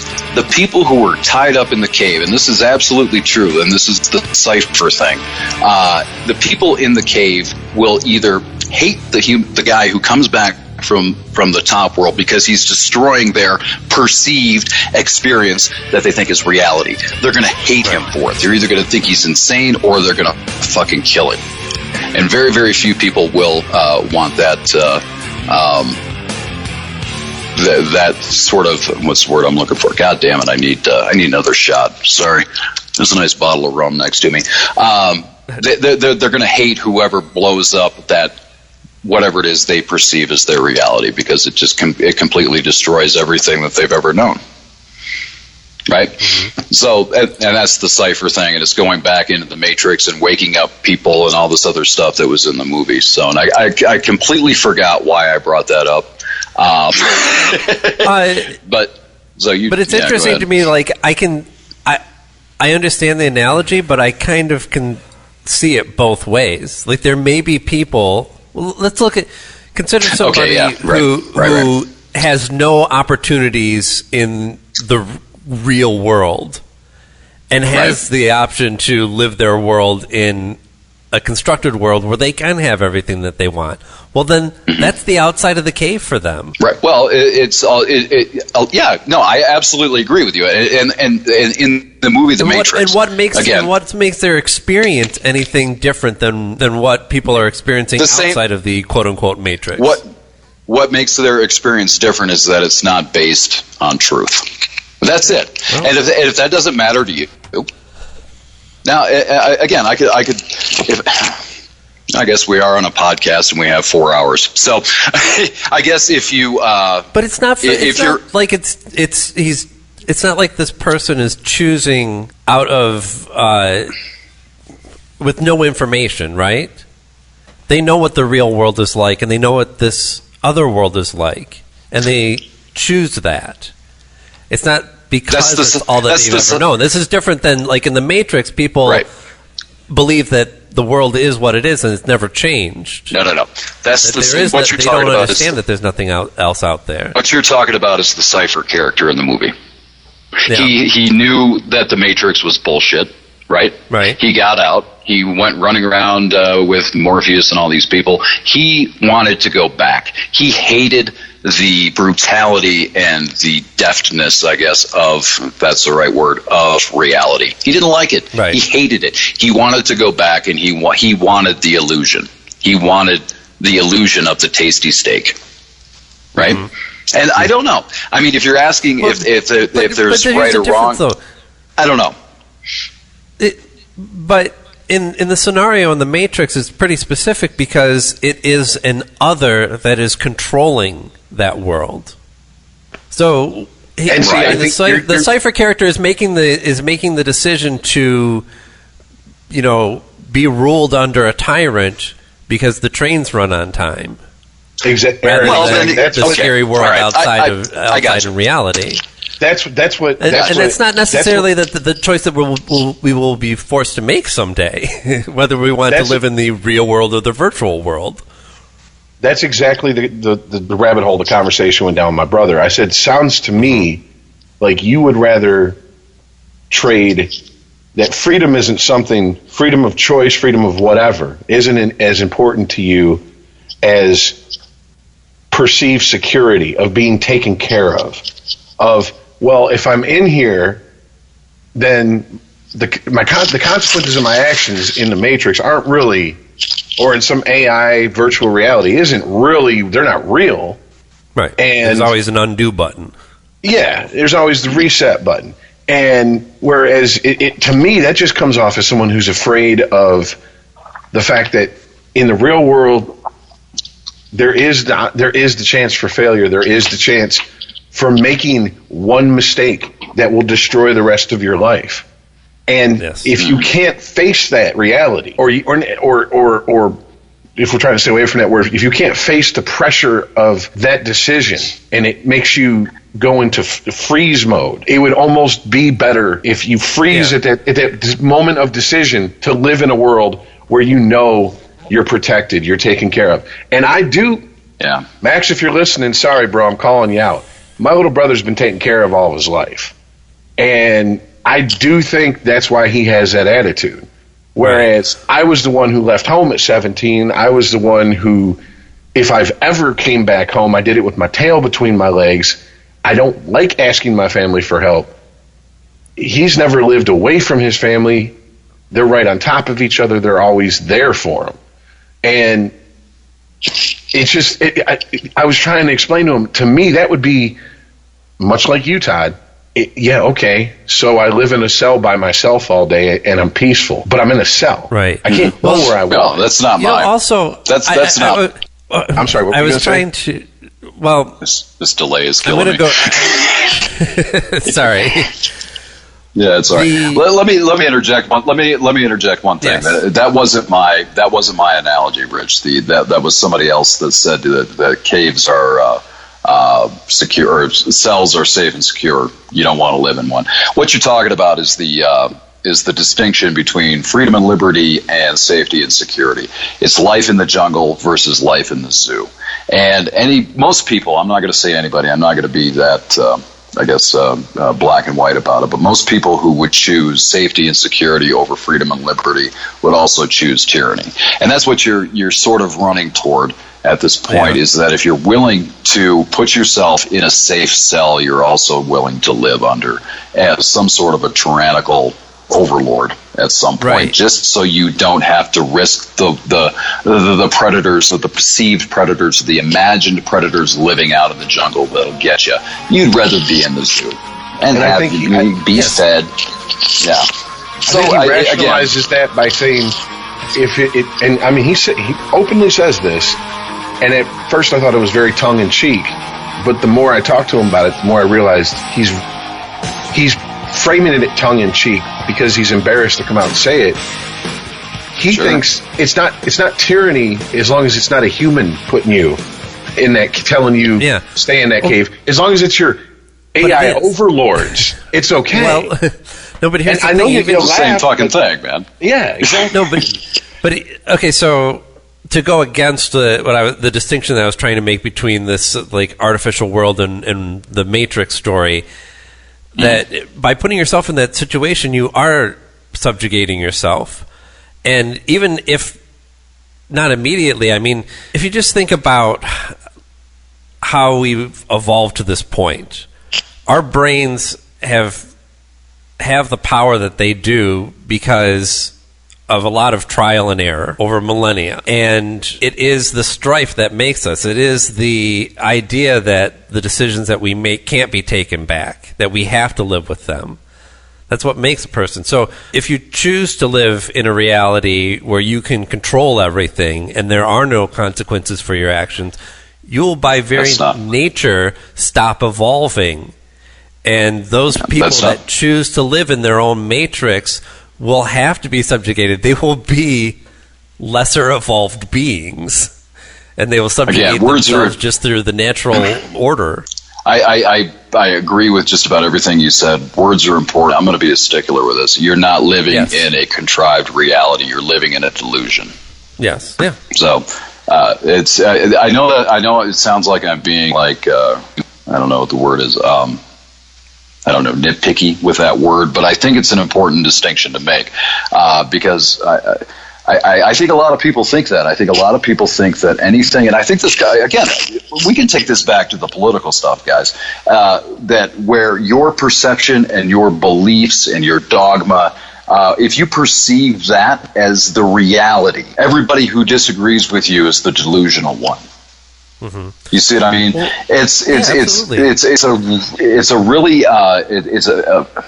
something that's very important to me to keep that distinction that we have a reality, one reality that we all share. We can't see the whole thing. We each have our own perception of just a small part of that reality, but the reality is singular. Okay, and your beliefs and everything else, you don't get to adopt that and rename that. Oh, that's just my reality. You don't get to do that. No. And I think a lot of people have done that. I think if we were talking before about the extremism, to take it back to what Rich was talking about with the two narratives with law enforcement. Both people who are that extreme and that dogmatic about their beliefs think that their beliefs are reality, rather than just a perception, opinion, or whatever you want to call it. So that's why I'm being such a prick about this. I think it's a very, very important thing that a lot of people, more people than I think we realize, have lost sight of that, or just choose to ignore it, and are confusing that deception or that sort of delusion as a reality. I think the word delusion is very appropriate, and to me, to define something as a delusion also comes with the sort of responsibility, right? We live in a civilized nation where even if you are delusional and insane, well, usually we just let you be homeless on the street. But we do have this idea that, we take care of people, that this is a sickness. And we're not great about how we handle sicknesses in general, but sometimes we'll let you be president. Yeah, I mean, if you're delusional to the point where you want to go live in this fantasy world, like, society feels like it has a responsibility to correct that. Like, no, you're harming yourself actually by doing that. And, you know, I don't know what the solution is to that, because we haven't figured out any solutions for mental illness or drug addiction in this country. But we actually at least walk around like we have answers for them. Right through this wall here, I know you can't see anything, but I have a Danish couple, really great people I've been hanging around with for the last week or so. And I'd love to wake one of them up right now and have them talk to you about Danish mental health care. Yeah. We were talking about it earlier today and yesterday. It's fantastic. They know how to take care of people who are mentally ill.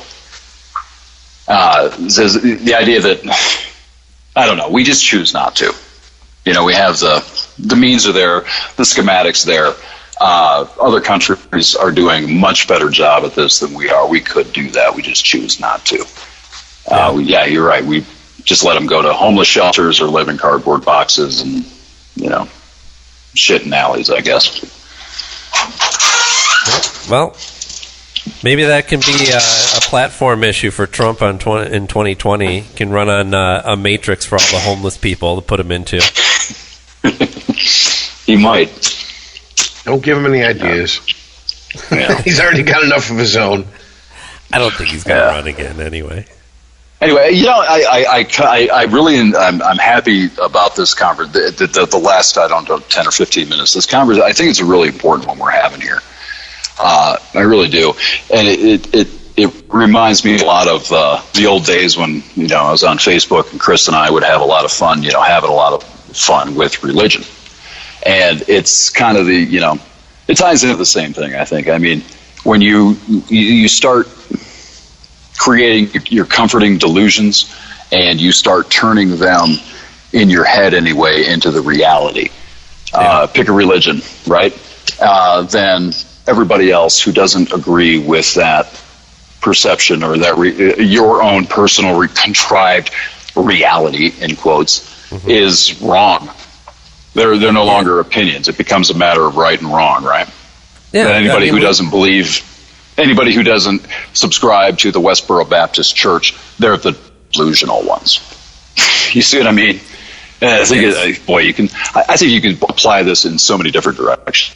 Yeah, we've talked a lot about this in abstract terms of technology that doesn't even exist yet, but all of this applies to the current mindset of most of this nation, it seems like. I think so. Of people choosing to live in their own realities. So let's bring social media into that. Let's bring social media into that now. If you're living most of your life on Facebook, and that's your reality, quote unquote, you know, what's that doing to you? How difficult is it then to dehumanize? Again, it goes back to what we were talking about 5 or 6 weeks ago.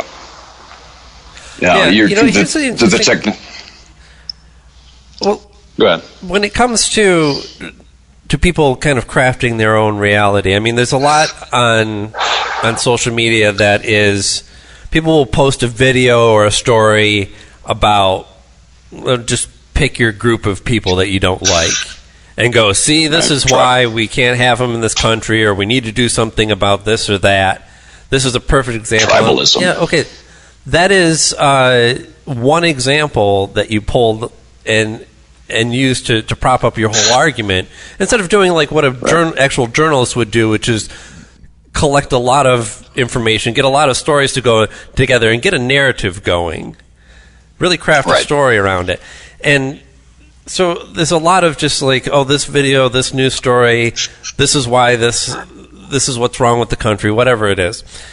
But I guess to me, it's more about the way, I mean, it certainly is a problem in the way that social media is crafted by the individual.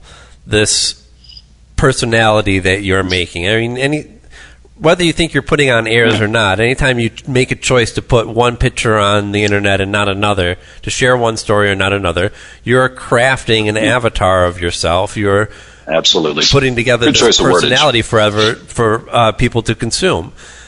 But The problem is the way that most of us consume social media, as is if it's all reality. Exactly. That because I shared a story that I liked about something, that means that is my issue. Like, this guy is passionate about it. No, I mean, sometimes I just share stories because they're just posing interesting questions, whether I agree with the premise or not. Right. But I mean, you're throwing it out there in an environment where there's no room for nuance either. So, right, and you're also surrounding yourself. Most people are. I did. With people who agree with you, who are reinforcing that delusion that you're sort of presenting or interpreting as a reality. And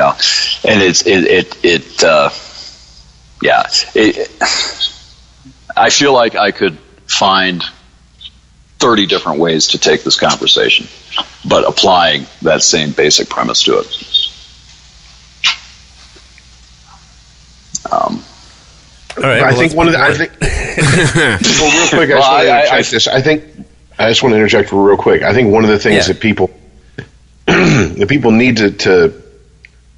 Some people need to learn to maybe at least try a little bit of is save the debates and arguments for when you're sitting across from the person you can look them in the eye. Fuck yes. And remember, online is nothing. Honestly, social media should be looked at as really nothing more than a big playground. Have fun, get some laughs out of it. And I've said this to friends and I've said this to family. When they start getting too serious, I go, look, I'll have this discussion with you. Pick up the phone or come see me and we'll have this discussion. I'm not doing it in this format because it's just going to start shit. And it's too easy to forget you're talking to a human being on the other end and to go, oh, this is an asshole who disagrees with me, so you're a libtard or you're a Republican or whatever the fuck. Yep. Yeah. And it's just if we practice that just a little bit, maybe we could. I mean, I don't see social media itself as completely irredeemable, but I don't see it as this great knowledge base either. I mean, the internet, the internet has the world of knowledge at your fingertips. Social media is the jungle gym of that world. Keep it that way. Yeah. When you're talking about forgetting, you're dealing with a human being at the other end, and then what Aaron was sort of reiterating was what I was talking about 5 or 6 weeks ago with the avatar. When you're crafting that avatar on social media, those are both acts of disconnection from reality. You see, and but here's my question then, and what separates that behavior from any of my other behavior? The way that I choose to dress or where I live or anything about, we all make choices in how we present ourselves. What is it just because it's, not a person-to-person connection that makes it less real? No, I think the ability to do that electronically and disconnected from a human being, looking them in the eye and having someone, you can choose to wear what you want to wear. If you take it out in public, there's a good chance, for some of us anyway, not you in particular, but there's a good chance you're going to get a negative reaction to that.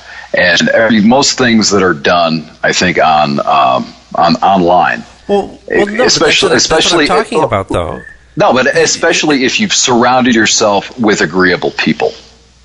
You see what I mean? There's a much less chance that you're going to have to deal with a negative sort of a reaction from people, I think. And it's much easier to do that online because you're disconnected. If you get a negative reaction from somebody online, it's really easy to sort of disconnect from that.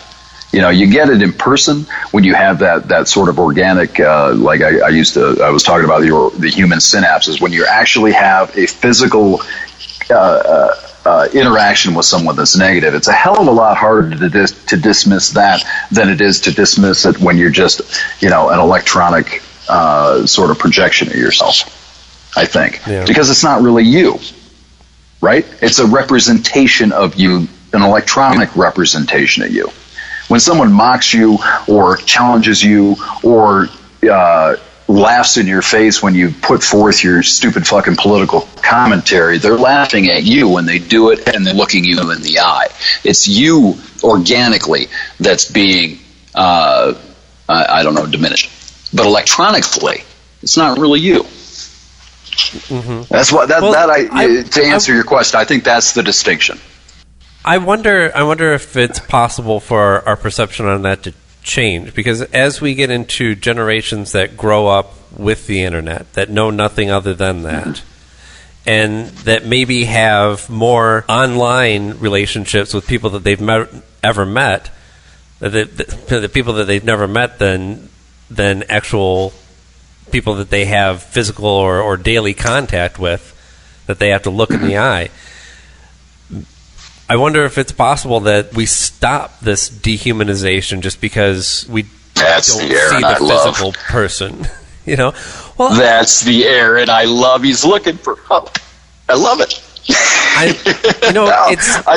It's a great question, though. It really is. I don't know. I guess because there's a lot of this, having kids who, have all these, they have iPads and laptops and everything, and they're growing up in a whole different world than one that I grew up in, and that's affecting their brains.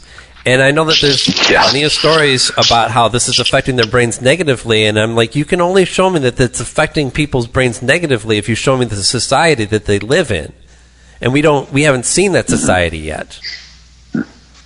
Are we seeing indications of it? Of what it might be? The people who have grown up with the internet are 20, 22 years old. We're seeing indications of people who have older than that had to make the transfer. Right? Yeah, I'm just with Chris. What I'm talking about.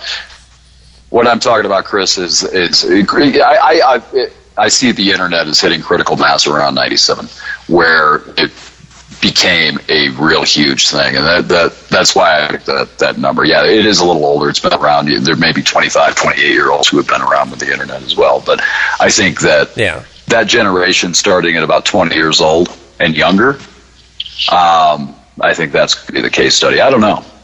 Are those millennials? Is that who we're talking about? And Generation Z. Yeah. Well, what do you think of millennials and Generation Z in general? My girlfriend thinks there's a whole new branch of therapy that's going to be sprouting up pretty soon. Well, that may be the answer then. If this is the reaction and how the internet is affecting them. I think the predominant trope is that this generation is incredibly narcissistic. Well, because I sound like I'm defending them. It's not their fault. They were built that way. I'm not saying it's their fault. Yeah. I think if you look at, when I think of disconnected communication, I think often of just driving. Right, that's the daily occurrence that I have with it. People who, I just think about people who weave in and out of traffic, cut in front of you. Like, we were all waiting in line at Starbucks to get a coffee. People be flipping their lids if you're acting this way. But it's perfectly acceptable behavior because we don't have that contact of actually seeing the other person in the car. We just assume that they're an asshole and move on. No, but it's still. But you know what? I think it's also unfair to blame the younger age group. But well, hold on, because that's only one side of the analogy. So, sorry. I'm with you, man. So that's the reaction of people who are used to having their relationships be this, we'll call it real world interactions. Organic. And if you have a whole generation of people who have more non-real world interactions than they do real world interactions. But is it the generation or is it the culture? Because... I mean, what's the difference? I'll tell you why. Because sitting here, what's part of our bread and butter on here is shitting on the generation below us, right? Well, today I was sitting in a room with about 15, 20 people. And a lot of, mostly gray hair in the room, all right? Everyone at least over 35. And 15 of us all sitting in a room waiting for this meeting to start. Nobody saying a word to anybody. Guess what everybody was doing? Looking at the screen in their hand in front of them. So is it a culture thing or is it an age group thing?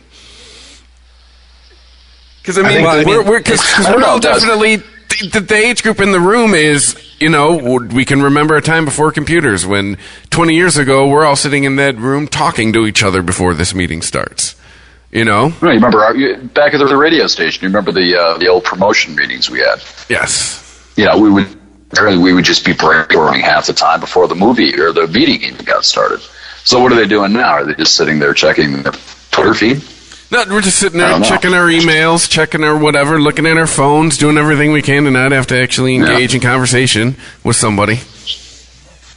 I think the question isn't necessarily when we're talking about the generation like millennials, Gen Z. Part of the question is what you guys are talking about. I think a bigger part of it is you have two things that happened at the same time, right as especially millennials were coming of age, which was the internet becoming an everyday thing in our lives, and Columbine. And well, people go, "What the fuck those two got to do with each other?" Yeah, I'm one of them. I'm compelled. Okay. When Columbine happened, there was this big shift. First of all, it shocked the fuck out of quote unquote middle class white America and up. Oh my God, this is crazy. School shootings don't happen in nice Colorado neighborhoods. This just doesn't happen. Why did this happen? And we did what we always do as humans. We looked for the easiest boogeyman to blame, and we said, it's due to bullying. So we came up with basically zero tolerance, which is where we started hearing stories of kids getting suspended and expelled for bringing nail clippers to school, to where kids can't play dodgeball anymore.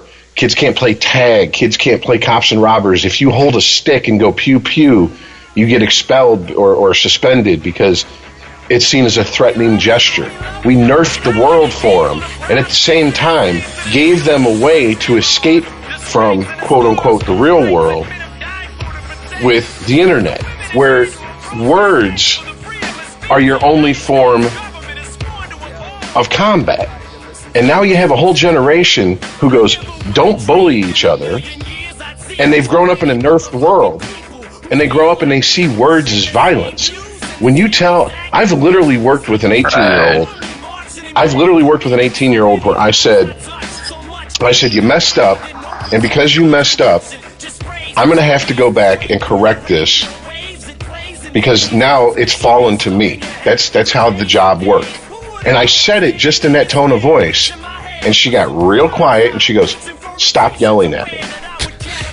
And I said, oh my fucking God. I said, when I'm yelling at you, you'll know. Oh. And she went to the supervisor and said I verbally attacked her. I didn't call her out her name. I didn't raise my voice. I didn't make any veiled threats or blatant threats. I just told her you messed up. And I found this to be not just an isolated incident. When someone tells me something along the lines of, case in point, I've worked with a gentleman who was in his mid-20s, somewhere around there, give or take, and he had a long conversation with me at work one day about how the world is flat, and that's a fact. And I said, it's not a fact, it's your opinion. And I'm sorry, but your opinion's wrong. We have facts that prove your opinion wrong. He told me... And then he picked up an orange and poured water over it and said, case closed. Well... You see him made a water stick to that orange? But he basically told me that I was attacking him. And I said, how sheltered of a life have you lived where someone told you your opinion is wrong And it's just as bad as if I took you out back and beat the dog shit out of you. There's a great quote that's I wish I could remember it, but it's something like don't ever let me get to the point where I feel like I'm being persecuted when I'm being disagreed with. Something down that line. I wish I could remember who said it. It's not the right quote, but yeah.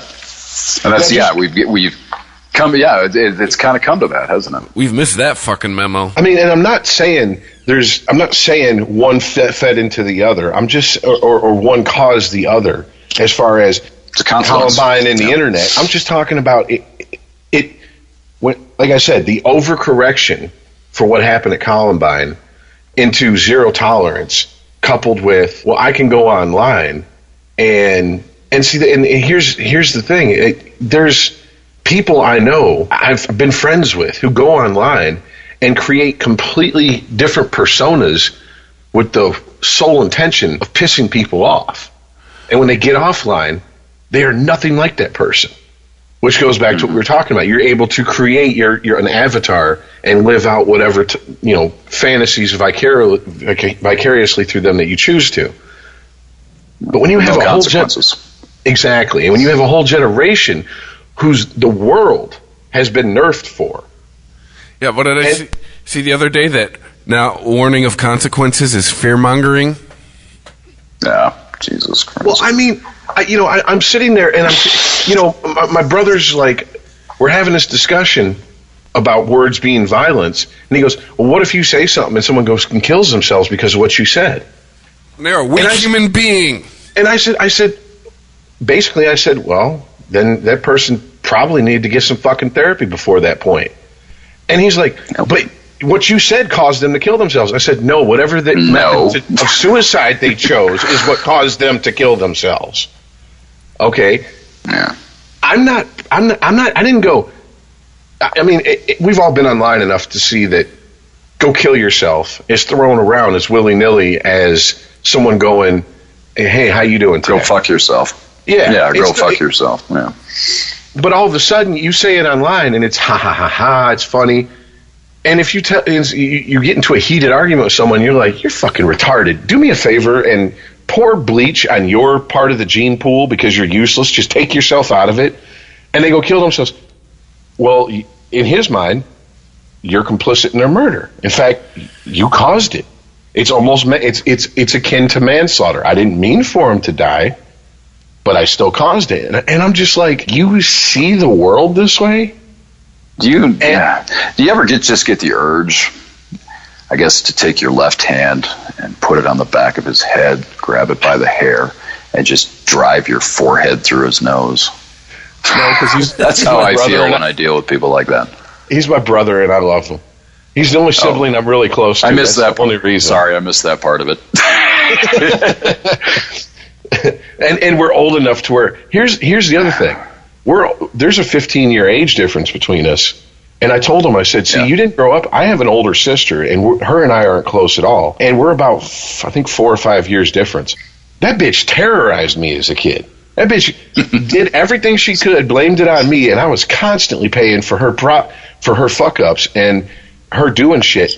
And I couldn't talk my way out of it because I was a little kid, and she was, a teenager, just entering teenage years. So she was that, slick enough to get away with it. With him, he's never known an older sibling or even a parent because both his parents were so much older by the time they had him that they had worked through a lot of the shit that happens when you have kids when you're young. And it's just natural.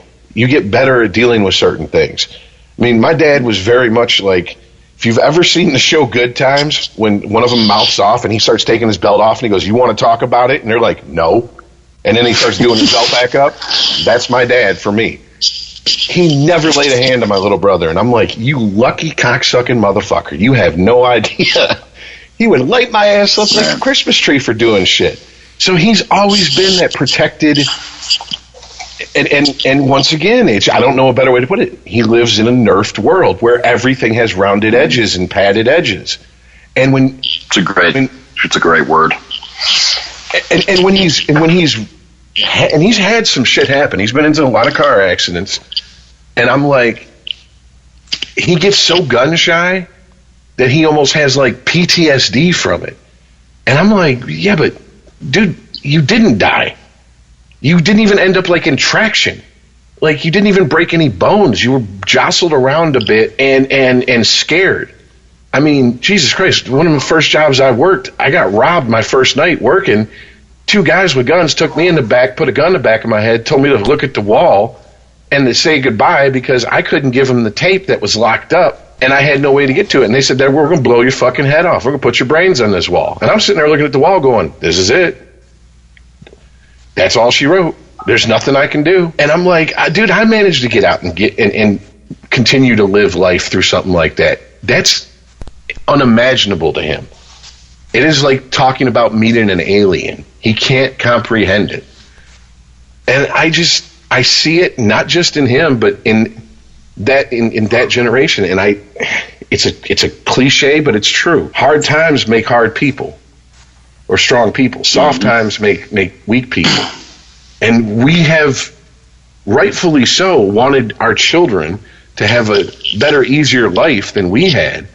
But I think somewhere we made a mistake. We we lied to them and said that life should have no risk. I mean, just life should be perfectly fair. And it's exactly. As well. And that is where I think a lot of this, Chris, you say, you were at this meeting, a lot of people were finger fucking their phone, nose in their phone. We all were. The room was silent. I would go nuts because I'd be the one asshole. They'd be like, what's wrong with this guy? Why is he talking? Why is he trying to start a conversation? Because I can't sit in a room like that. A waiting room for a doctor's appointment, yes. I'll suffer through 10, 15 minutes of banal bullshit daytime TV and people finger fucking their phone. But if I'm with people I work with, we should have enough in common to have a conversation. I mean, so it's... Granted, chatter did kick up, close to the end, but still, I was just for, I'm telling you, a good 10 minutes. Just silence in this room. I'm like, man, everyone's here. What the fuck? And look at everyone. Just looking down. And I was one of them. Because I was like, well, this is just awkward. I was talking about that friend of mine that had that hostel up there, right? That's the second time I've been down here, and came down 2 years ago. And like I said, he's clear the fuck up there. He's got, or had, I should say. He just closed this up day before yesterday. But he had solar panels where people could plug phones in and computers in and stuff like that. But he didn't have Wi-Fi. There was no internet up until... That's useless to me. What's that? You might as well just not even have places to plug shit in. Yeah, well, and you know what it turned into? It was fantastic for music. Like, everybody had music on their phone, so you could hear music from people from 5 different fucking countries. That was the only thing people typically used it for. You could get internet, really slow, iPhone tethered cellular internet that was like not even 3G speed, but you had to climb this fucking hill. And you're at 13,000 feet. Climbing a hill is fucking hard, dude. You had to want internet to get your ass up there. See how hard you want to jerk off.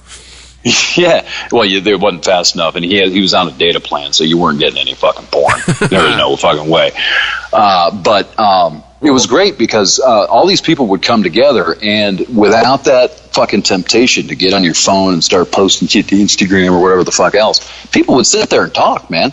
You had to, or else you went fucking nuts. There's nothing else to fucking do up there, unless you go off hiking or something, right?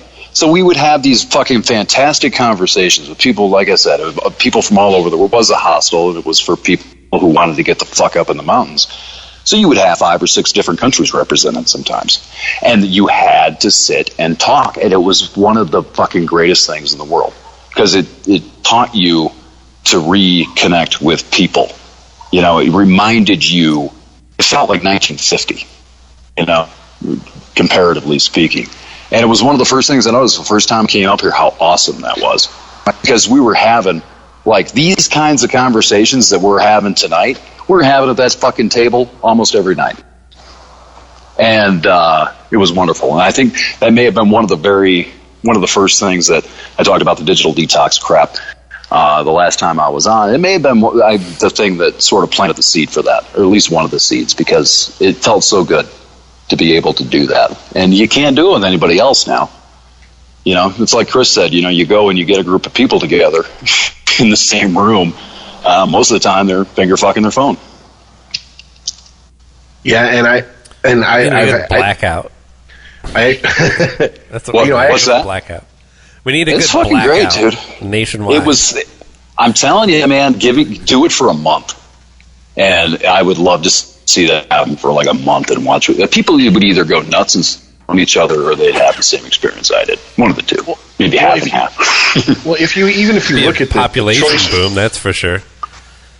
Even if you look at a lot of choices of entertainment for a lot of younger kids, and when I say kids at this point, hey, by the way, Chris and I come up with something, Aaron and Todd. We've just accepted. Last year we crossed the threshold into. I don't get this fucking younger generation. We are officially old now. Like, because everything, music, anything. I'm like, I don't fucking get it. Just okay, whatever. You like it, good. Keep it away from me. You cut out. Well, what? I heard you cross the threshold, and then something you cut out on me. Say it again, because I'm really interested. Cross the threshold into accepting that we're just, solidly middle-aged, get off my lawn, old men now. It's like we don't understand music anymore. We don't understand a lot of shit in the world, so we just go, okay, whatever. If you guys like it, do it. Just I don't want to be bothered with it. But I notice a lot of younger people, and these are people in their 20s, podcasts are huge. And they're not music. It's not like it's the radio. They're going to put on a podcast where they're going to play music. They just turn on the radio or Spotify or stream or whatever. And even right down to video games. It's a component of an echo chamber. No, you're right. But down to video games. Like when we were kids, we'd play them. They actually have... These motherfuckers, there is a channel... Yes, Twitch. Where you watch somebody do what I used to hate doing in my friend's house. Watch someone play video games. Dude, I used to go over there and like my friend and his brothers, or some of our friends would be sitting there playing like, hey, I got this new Final Fantasy VII, dog. And then just sit there and play for 3 hours. Like, dude, this is great watching you play video games, but can we go do something? Now there is a channel for it. and they're huge. These guys, the YouTubers. There's one.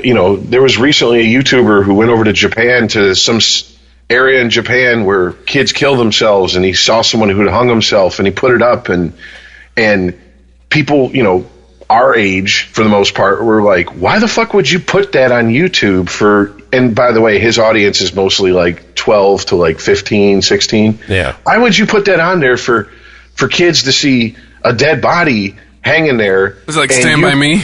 And you cracking jokes. And he made an apology, and a lot of people were like, no, bullshit. It's not a real apology. And all these younger kids come out to defend him.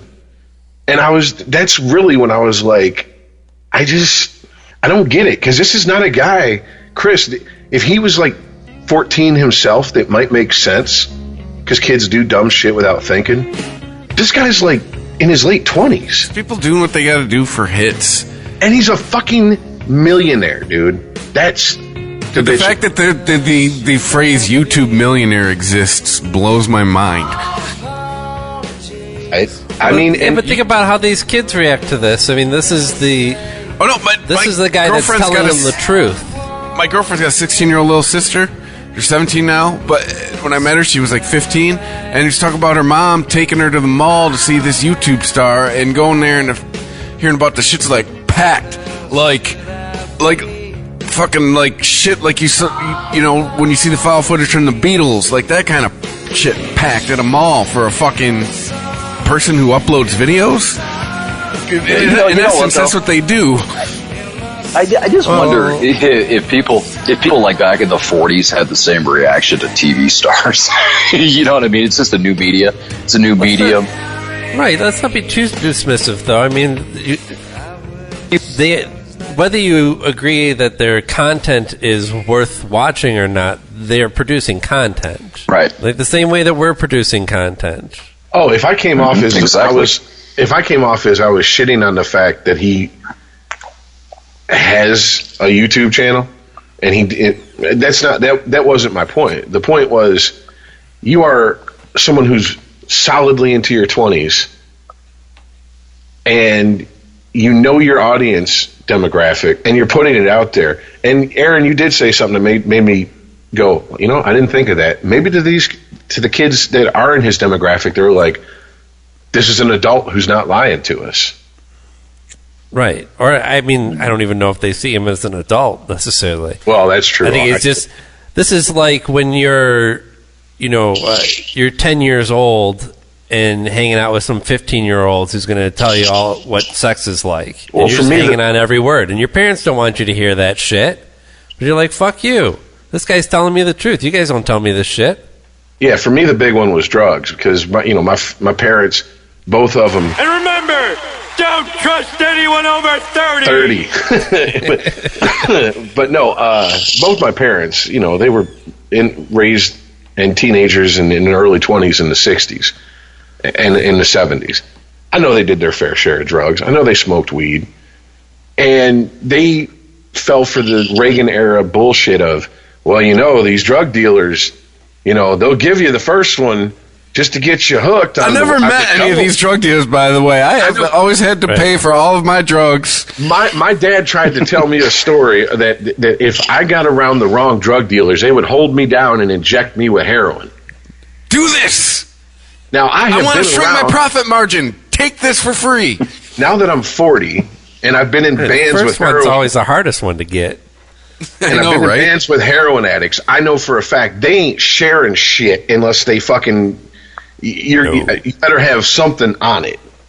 You know what I'm saying? You better put something on this. I had to work hard for this fucking blast. I'm not just going to fucking give it to you. I mean, so... I went to Hollywood, California in 2004. Had money to buy drugs.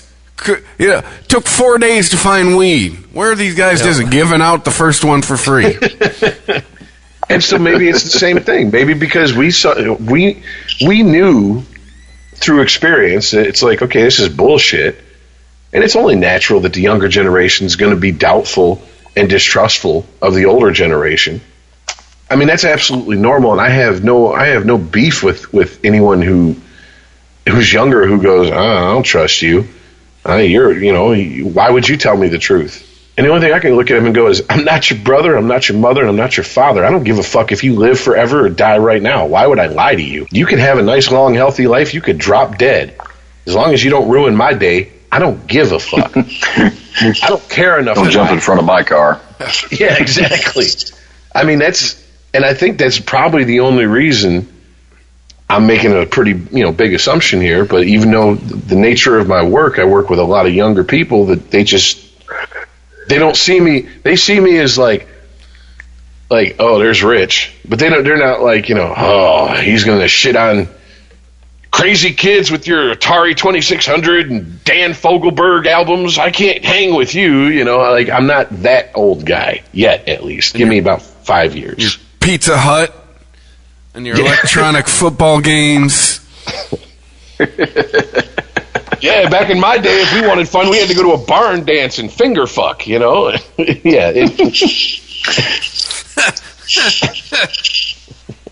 But I think there's some. I mean, I don't know. I think there's something to it. And Todd, I really did. I've really given a lot of thought since your last appearance about what we talked about, and I'm just like, I can't give myself over to the whole. Social media is completely irredeemable. And I know that when we talked about it before, you kind of like, were like, I don't know if, like, when I brought that up, or was it Aaron that brought it up, that, social media is amoral. It doesn't care one way or the other. It's how people use it. And you kind of bristled. Well, that was Aaron brought that up, and that I countered with the Marshall McLuhan line. I think that media has an ethic and has the effect of changing the culture. It's not. It doesn't have a personality, but it doesn't. it's not completely neutral either. That's my belief anyway. I personally agree with that. I've adopted a no scrolling down policy, and it seems to be working out. Let me counter that though. When I was on last time, I was up in Mass, hadn't left yet, and hadn't really fully embraced greatly disconnecting. You guys have seen my little group that I've got. You've seen that I've posted things, but I've posted something maybe 3 or 4 times since I left, right? Yeah, something like that. And since I've done that, and since I've sort of de-immersed myself in the, the idea of the philosophy or whatever I was ranting about at that point, I've kind of come to the conclusion that I don't totally disagree with you, Rich. I don't think that it's a completely evil demon that's come to consume the world. If it's used properly. I think that's and maybe I'm reinforcing what you're trying to say, that it's how people use it. It's a wonderful tool. I had to, when I got to Columbia and I started meeting people that I fucking wanted to stay in touch with, the only way that I could do that efficiently was to reinstall that fucking Facebook app and add them on Facebook, even just to keep them, in the messenger loop. And it worked. I was able to stay in contact with some people that we met in Salento up in Columbia. After we came down the fucking Amazon and did all of our stuff, they got in touch with me and wanted to know where Chris's hostel was, and wound up coming down and staying and hanging out with us up in the mountain. And the only reason that happened, and the only reason that we were able to do that efficiently, we could have probably done it with email, but who would have, right? It was just a hell of a lot easier to do it that way.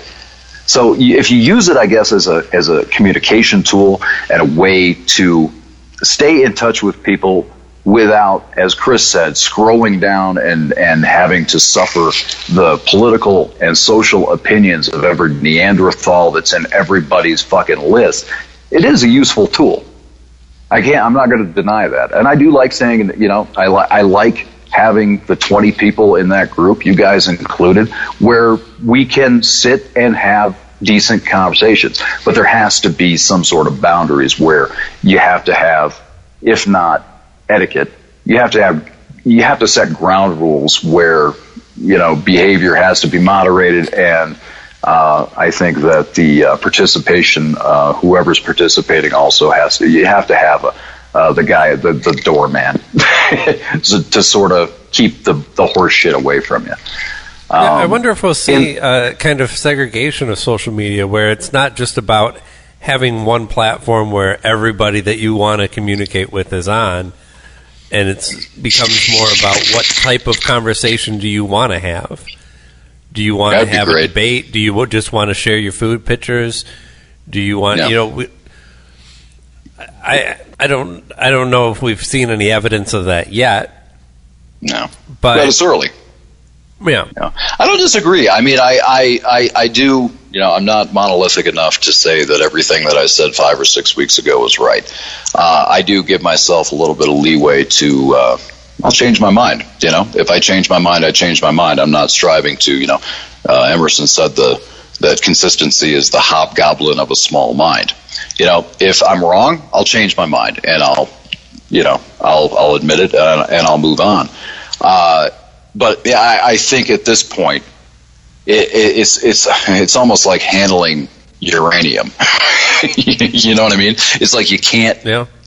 You have to be really, at least for me, in order for me to keep it as a positive, useful tool, it has to be handled with an abundance of care, because I don't want the negative aspects that I've been swimming in for the last 8 or 9 years. I don't want that anywhere near me, I guess, at this point anymore. So, yeah, if they figure out how to do that, like you said, if social media evolves and moves to a point where it's easier to do that, maybe it will turn into something that's relatively positive. Maybe it isn't irredeemable. But at this point, I just, it has to be really heavily moderated, yes, is what I'm saying.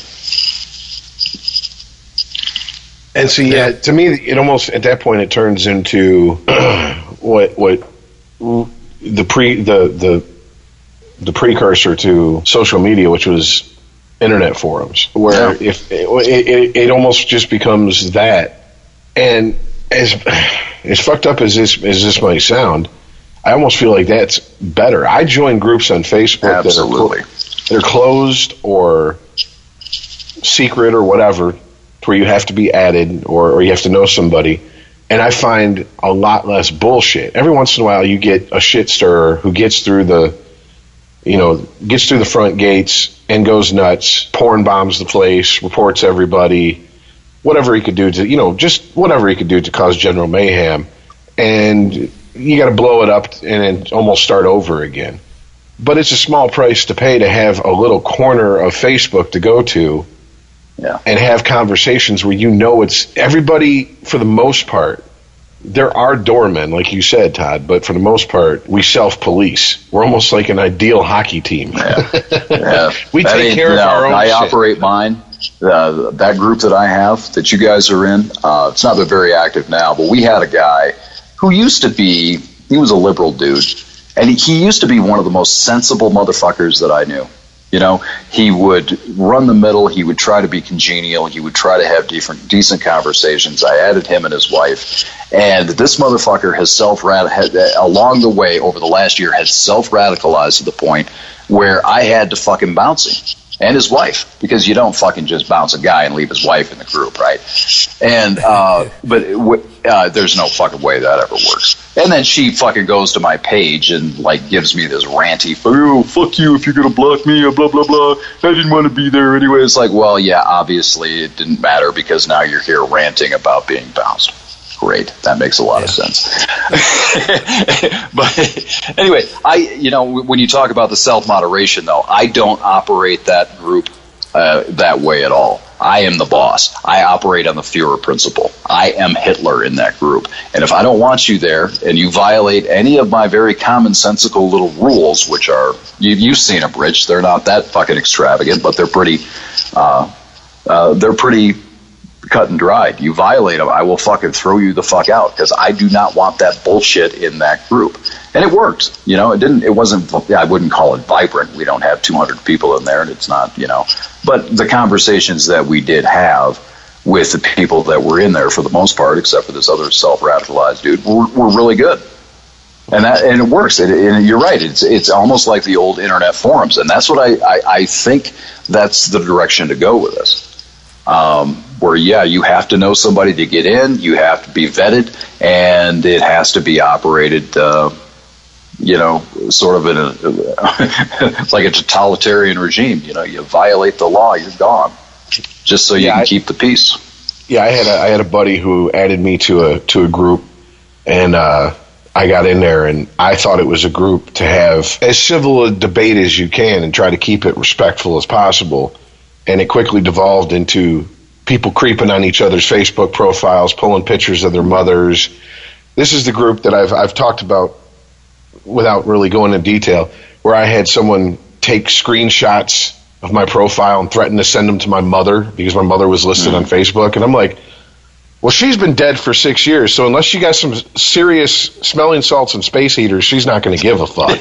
Send it away. I don't care.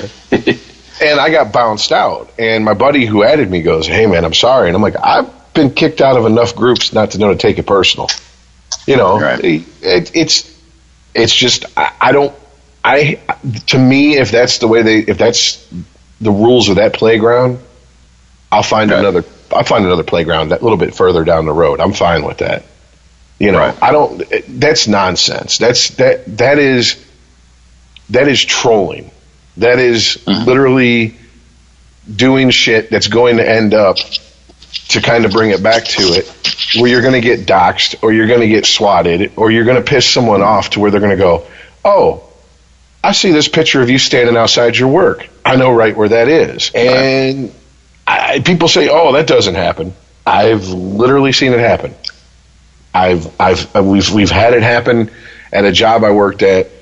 An ex stalked one of the guys, saw a picture with him with his new girlfriend, followed him to work, and all hell broke loose to the point where we were trying to We're trying to keep people from committing acts of violence to the point where everybody was going to get arrested when the cops showed up. And I was just like, damn, this is insanity, man.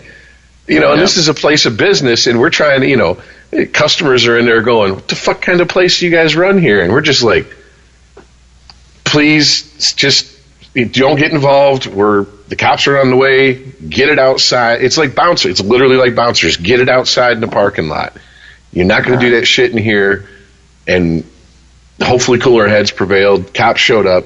Nothing really happened except for some harsh words and pushing and shoving. But I mean, that's how quickly shit like this can escalate.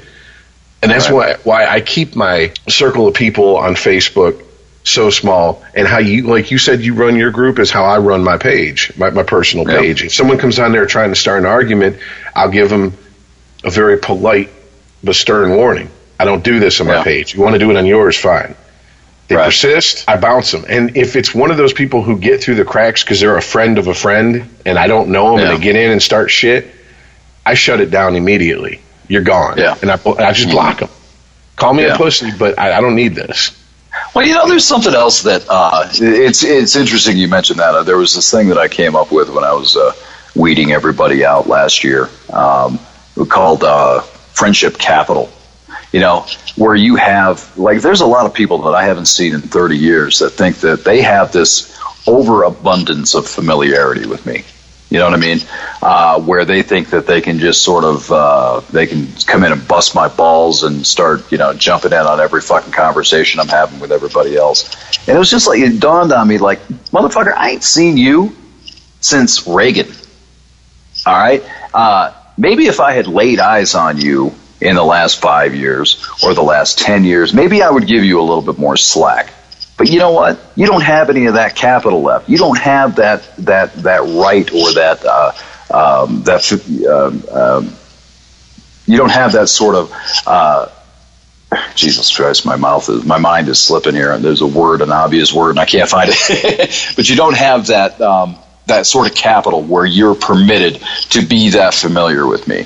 Right? And I found that people that I have actually talked to in person or that I have seen, I've run into, even for 10 minutes, it sort of builds that up, and you have a little more standing than somebody who I haven't seen in 30 years.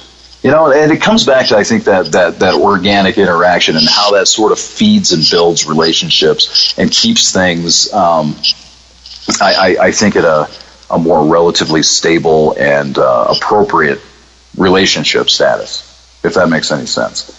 But yeah, if you don't have that and you come in and you just think that you can kind of, I don't know, behave like any fucking common idiot, you need to go and don't come back. It's kind of how I started treating it.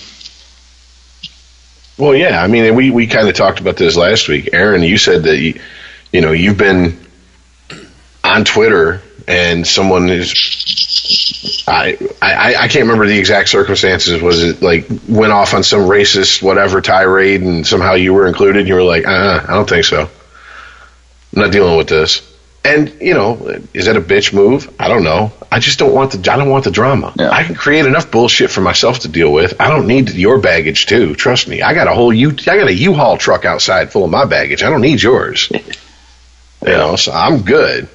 Yeah. But one thing I'm really going to just radically change subject here. This might be the last one we talk about, but I feel like we'd be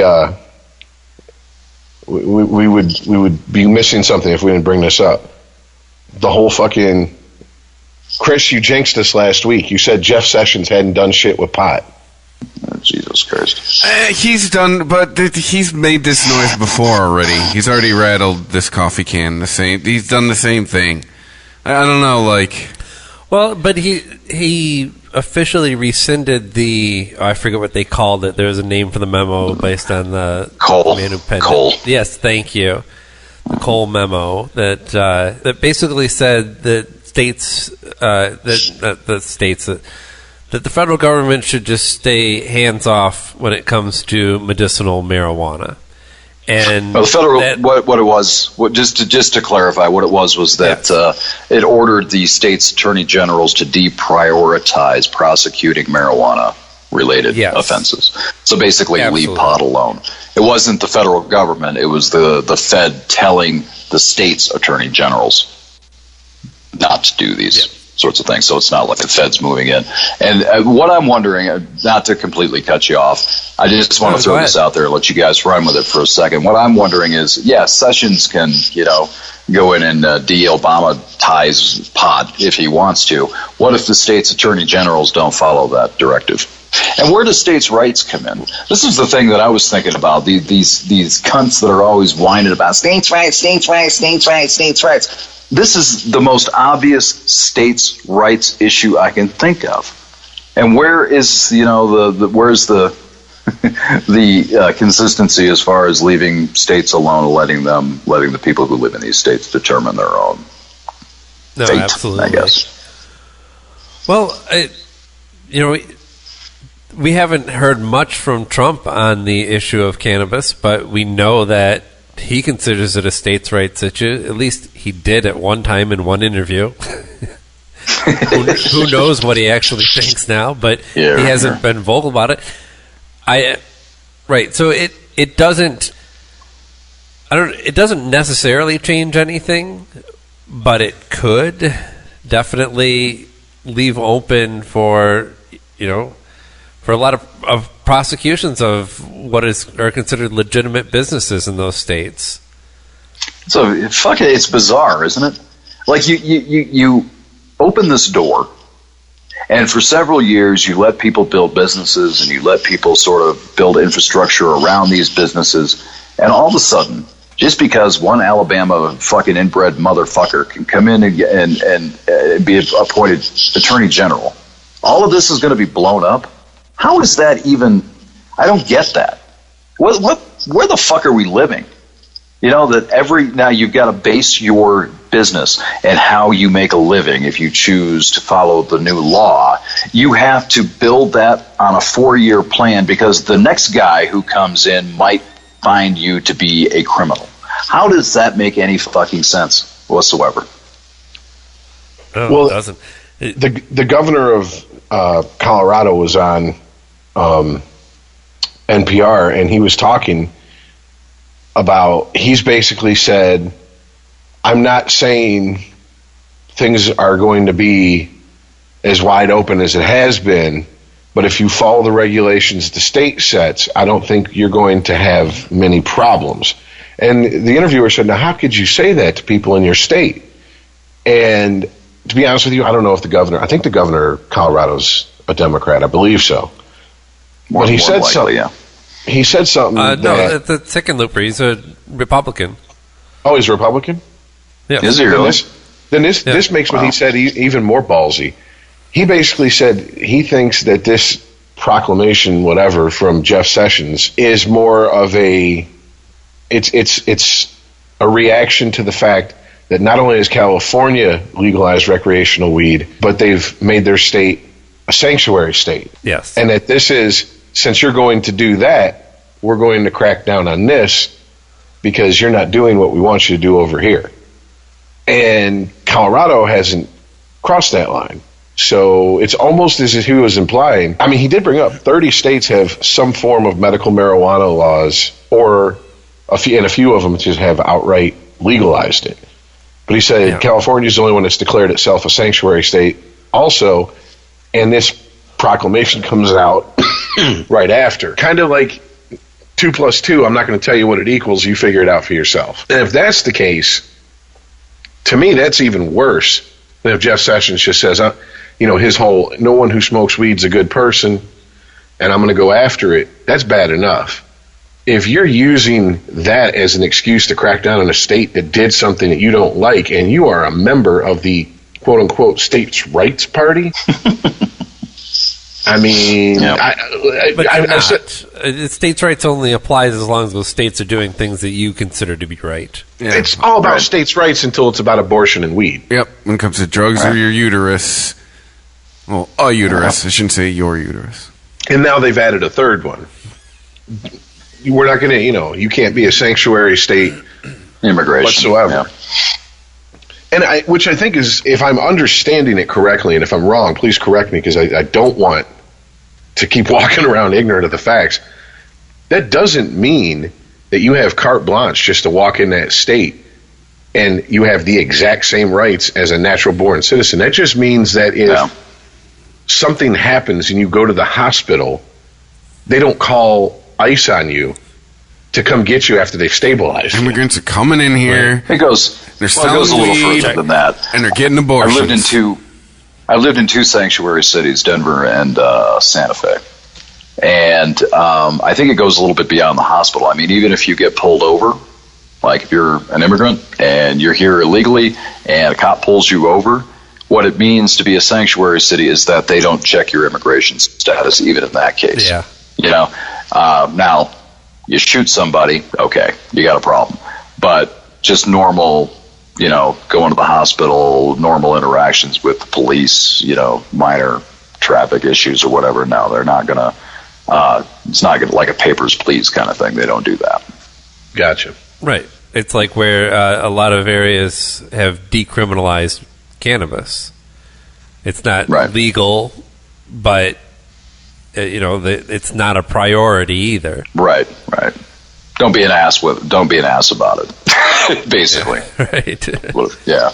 Do your stuff. Just don't be a dick. Yeah. So, I mean, is the consensus with you guys basically you think this is just, for lack of a better term, some saber rattling?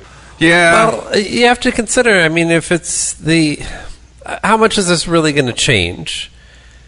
Because unless there's actual problems with the cannabis industry in the states that have legalized it, it's not likely to. If it's popular with the people, I don't see that. I mean, it's certainly possible that the Attorney General could start going after these legal businesses, at least as far as the state's concerned. But it gives. It's not a good political move. Right? They don't have much to gain from that unless they want to just impress the federal government. Yeah, it could have what it does, I think, is it leaves too much control in the hands of this one short little fucking trolley-looking Jeff Sessions guy. Yeah, I mean, it depends on how aggressively he decides to enforce federal law. Federal law supersedes state law. He is the Attorney General. If he's telling his Attorney Generals to prosecute these businesses that are technically, they are, you can't ignore the fact that these businesses are technically in violation of federal law. So, is it a game changer? It all depends on how aggressively he decides to implement the revocation of that Cole thing. What was it called? The Cole memo. The Cole memo, yeah. I don't know. Right. It could wreak havoc. There were two Republican senators that came out to say that Sessions should step down. So yeah, I mean, this seems to be Sessions' thing. Nobody around him is looking to make this an issue. Well, he's been consistent about this though for a long time. He's been anti-pot forever. It's not out of character for him. So yeah, I don't know. I guess if I had a business in Denver and I was making good money and I had sort of set my life up where I figured I'd be doing this in the next 30 years, I'd be worried. Right. He and many states attorneys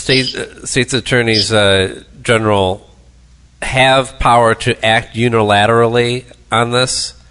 I don't know that they have anything to gain from doing so. Right. Yeah. I mean, it depends on if you're looking at it from, do you think Jeff Sessions is doing this as a political ploy, or do you think he actually this is an ideological thing for him? And you have to, I guess, look at the state's attorneys in the same way.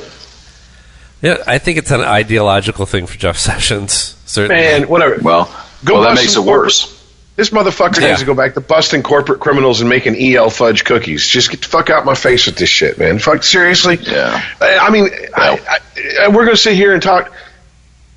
Okay, you're the Attorney General. You're worried about a plant that calms people down versus a legal drug, alcohol, that fucking will incite a riot quicker than throwing a chair at the fucking Source Awards. Are you fucking serious? I mean... Yeah, he is. Show me one person who's died from withdrawals from weed, and then I'll start to believe your bullshit. I mean, I cannot believe it's the 21st century. Where we're at, we are at perpetual war in Afghanistan over poppy fields, so Big Pharma can keep pumping fucking opioids into us for a profit.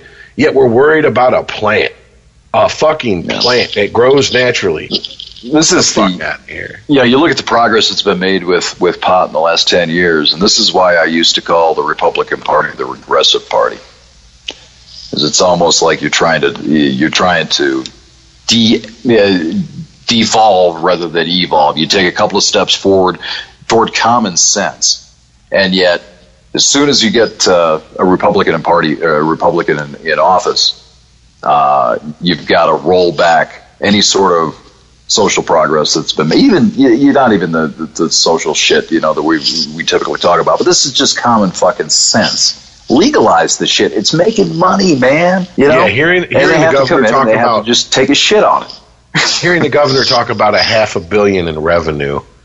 Yeah. And that was after because they have to enforce laws and stuff. So they have, just like anything else, they create, a bureaucratic arm to go out and make sure that kids don't get hold of edibles, and they do inspections and shit. And they're still bringing in $500 million in revenue. How could you argue with that when we're talking about, we're going to cut Medicaid or not Medicaid, but Medicare for old people, and we're going to once again raise the age before you get your Social Security, your entitlement, by the way, which you've paid into your entire life. It's not an entitlement. Yeah. It's my money. Give it to me. But, right.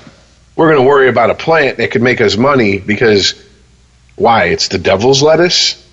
I mean, I don't get it. I mean, I understand. How much of Medicaid could just you take the pot revenue, the tax revenue from pot? How much of Medicaid would that cover? I mean, it depends on who you talk to, and a lot of people I talk to say that we're talking trillions of dollars and pot won't cover that. And I said no, but it'll cover a good chunk of it, and then especially if we also stop fucking meddling with our military everywhere in the fucking world.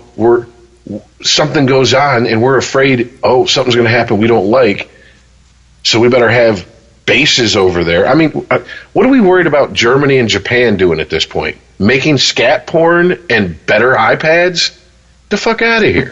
What do we need bases over combining there? forces and making scat/tentacle porn? Shitting octopuses fucking all the women. Scat hentai. That's what we're worried about. It's already out there. I've seen it. You know what? That is a sign of progress, though, because if that's what we're worried about Germany and Japan doing at this point in history, we have made progress, I think. Yes. Best response I saw to the news on Jeff Sessions rescinding the memo was from a Twitter feed. It's called Colorado State Dems. It says, "We'll give Jeff Sessions our legal pot when he pries it from our warm, interesting to look at hands." Extremely interesting to look at hands. Our warm Dorito dusted hands. Right. I don't know. Yeah, this is just one of the. Yeah, I read that. I'm not getting a lot of news down here. I just finally today figured out what a bomb cyclone was. But I read that on my iPhone today, and I just was like, means it's the bomb diggity of cyclones. Yeah, my house is getting hit with that. By the way, I talked to my girlfriend tonight, and she got she said she was getting 12 inches of snow. And that's what I named my the rapper. The remix. You got a Canadian white rapper in your house. You better get home soon, dude. Yeah. No, but they're getting fucking pounded. So I just kind of wish I was there. I haven't seen a real snowstorm in fucking years. Well, if you have your ways, stop in Erie, Pennsylvania. They got 6 feet dropped on them in 48 hours. Tell her to use social media to send you pictures. No, that's not possible. 6 feet? Yes. No, they did. That happened a few years ago, but like around Buffalo. Yeah, it was like 6 or 7 feet, I think. Even I used to live in central New York. It's possible. I've seen it. I used to live in the mountains, man. It's very possible. Oh, by the way, Chris, she did. We were on FaceTime, and I didn't need social media. She put she showed me the parking lot and the deck on FaceTime. There you go. So I did see some snow. The snow-a-cane. Yeah, Jesus. Just my first reaction when I saw that bomb cyclone thing, I was sitting out with this Danish couple, and I just went into this fucking rant. This poor girl, she's such a saint. She listened to me and smiled, and I was just talking about like how the media has to just the U.S. media has to just fucking sensationalize everything. What the fuck is a bomb cyclone? What the fuck kind of name is that? What do you have to call it? Do you remember the polar vortex? It's formed by Bombo. What's it, Bombo Genesis or whatever? Is the term around? Yeah, I drove down to Florida to visit family around Christmas 2012, and the day before I was leaving, I turned on the local news down there, and they're talking about snowpocalypse. Oh, God, yes, I remember that. And like 12, 14 hours later, I was in the middle of the snowpocalypse, and I was like, this ain't shit. I guess it's scary to people in Florida, but this ain't shit. I live in Michigan. Get the fuck out of here. It's like fucking, it reminds me of that Saturday Night Live skit when they had Chris Farley be El Nino. I am El Nino. I am snowpocalypse. The Nino. You know, one thing I didn't read today, though, this storm's pretty fucking... It's interesting. I actually wanted to do a little research because I wasn't content with just being pissed off at the word bomb cyclone or whatever. But this storm, I guess the intensification of it over 21 hours was like off the charts historic. Like how strong it got and how quickly it got that strong. And then it was like, I guess the tide came in from Boston. And my girlfriend was actually supposed to fly out of Logan today. She's got this thing going on in Chicago for work, and they canceled her flight. But apparently, the tide came in at record levels, flooded parts of downtown Boston to the point where they had to take boats into the streets of Boston to get people out of their cars because of the tide. It's that snow cocky. Yeah, man, that's. I just wish I was there. I probably would have drove towards Boston. It should be like Sean Penn and getting in a boat. Yeah. No. Going collecting the survivors, the streets of Boston. Snow cocky's coming for you. Yeah. All right. Well, this felt interesting, guys. That's what she said. Yeah. Is this our first? This your first multi-continental podcast? Yes. Oh yeah. Multi-hemispherical podcast. Oh wait a minute, not international, because didn't Jay call us from Mexico one time? Or wasn't he on? No. Was it? No, my bad. All right. We're on another podcast where other people were calling in from Mexico. I'm cheating on you, motherfucker. Yeah. I'm cheating on you. One podcast ain't enough. By the way, Bomb Cyclone sounds like the worst 90s rapper ever. I just had to say that. He opened for Snow. It sounds like if Marvel and DC tried to create a rapping superhero, but it was a bunch of white guys in a meeting. They were like, Bomb Cyclone. That's great.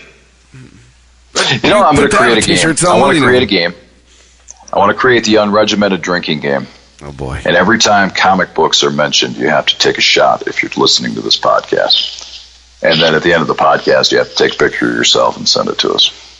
How does that sound? We can do it on several podcasts. Some of our episodes would kill inexperienced drinkers. That's all I'm going to say. Eugenics, baby. It's all good. Yeah. Cool. So how does the sound quality, how does that work? How did that sound to you guys? Sounds great. Yeah, I'm on my iPhone and my my little wired earbuds. And the only thing I can say is every once in a while, I don't know if it was a chair or a door, but it sounds like you were opening up the Crypt Keeper's front door to his house. It was like the squeaking noise. Yeah, you know what? I'll send you guys. I can send a picture to you, I think. Let me see here. It was it's like the jail cell door that leads out to the deck, the patio. That's what when I was going out to smoke. That's what you heard. Wait a minute, you're Sorry in Peru and you can't even smoke inside in Peru? I could probably get away with it, but no. You can smoke a lot of places though. You can smoke at the taxi cabs. Pretty much all the bars. I think you can smoke in. Oh Jesus! How much is the dollar worth in Peru? I got like 12 in my bank account. I just want to go someplace where I can smoke in a bar again legally. It is about. I can't send you pictures because you're using previous version of Skype. I tried. The dollar is the soul is worth about 30 cents. So it's like 3.2 souls for $1. Give you an idea of the cost of living here and how cheap it is. I'm paying $650 for this private room at this hostel with a TV and hot water and a shower and all that. It's not fancy, but it's cheap. Today I went across the street to this little diner and had fried chicken, rice, and French fries with soup. Paid $2. It was wonderful. 6 souls. If you tell me ecstasy's readily available and uncut, I'm there. Yeah, and this is why all of our manufacturing has left. Yeah. You get what you pay for a lot of times, my friend. But one thing that I will tell you, I was telling Chris about this. I came down and I had a filling fall out of my mouth in Bogota when we were up there, and so I came down, got down here. My friend Chris had got some dental work done here a few years ago and said it was pretty good and it was really cheap. So I went in to see about getting this filling replaced. Happened to ask about, I got hit in the mouth with a Mountain Dew bottle years and years ago, and I have a lot of reconstructive work on the top of my mouth that's really old now. And so I was like, you know what would it cost to just replace this 3-tooth bridge and take care of these funky ass teeth on the other side, maybe get a 6-tooth bridge done. And what it turned out, what they quoted me, $8 was it not far off, dude. It was like for all of that, plus having my shit cleaned and getting a bunch of cavities done because American fucking dental care sucks and I can't afford to go to the fucking dentist. They quoted me something like $800. Wow. For a 6-tooth, and this is a high-end place. This isn't like the fucking place the Quechuans go to. This is like where fucking rich-ass Lemanians will go. Nice fucking shit. So the drug lords go? Yeah, absolutely. That's exactly where they would go. Pablo's and they quoted me. Yeah. And I was like, and I got to thinking about this and checked around a little bit online, and it's like 1/15 for all that work. What it would have cost me to have it done in the U.S. Would have been well over $12,000-$14,000 to have that, and I had to have a root canal done. Thanks a lot, Obama. Root canal, $150. That's usually, if I'm remembering correctly, about $1,000 up there. So, yeah, they do good work. So that's the only reason I'm fucking hanging around for another 2 weeks to get all that done. That's why if I need a tooth removed up here, I just get drunk, go to the bar, and pick a fight. There you go. Hey, fuck you. Can you punch right around here? Here, yeah, exactly. I didn't need the 3 around that one either. Go ahead. Yeah. Okay. Yeah, I'll tell you though, man, if you need like real fucking dental work done, beyond getting a little cavity filled here and there, it's easily worth the round trip airfare to come down here, takes a bus up from Lima, and fucking hang out in this $6 room for a week or two and get all your shit done. Yeah, you're going to save so much fucking money. That's how Kanye West's mom died, though, Todd. She went and got some cheap surgery in, I think it was Mexico or South America. She died from the botched plastic surgery. What the fuck are you talking? Plastic surgery? I ain't getting my tits done, motherfucker. Get my teeth done. Tell they killed Kanye's mom. Yeah. That cheap surgery. It's all right. I've been eating fucking Peruvian street food long enough. It's going to take more than a little fucking bacteria inside some Botox to knock off Godzilla. I did joke with Todd when he told me he's going to South American dentist. Like, what's it going to be like? Here, chew on this coca leaf. Here's your local. And then what happened? Tell him the rest of the story.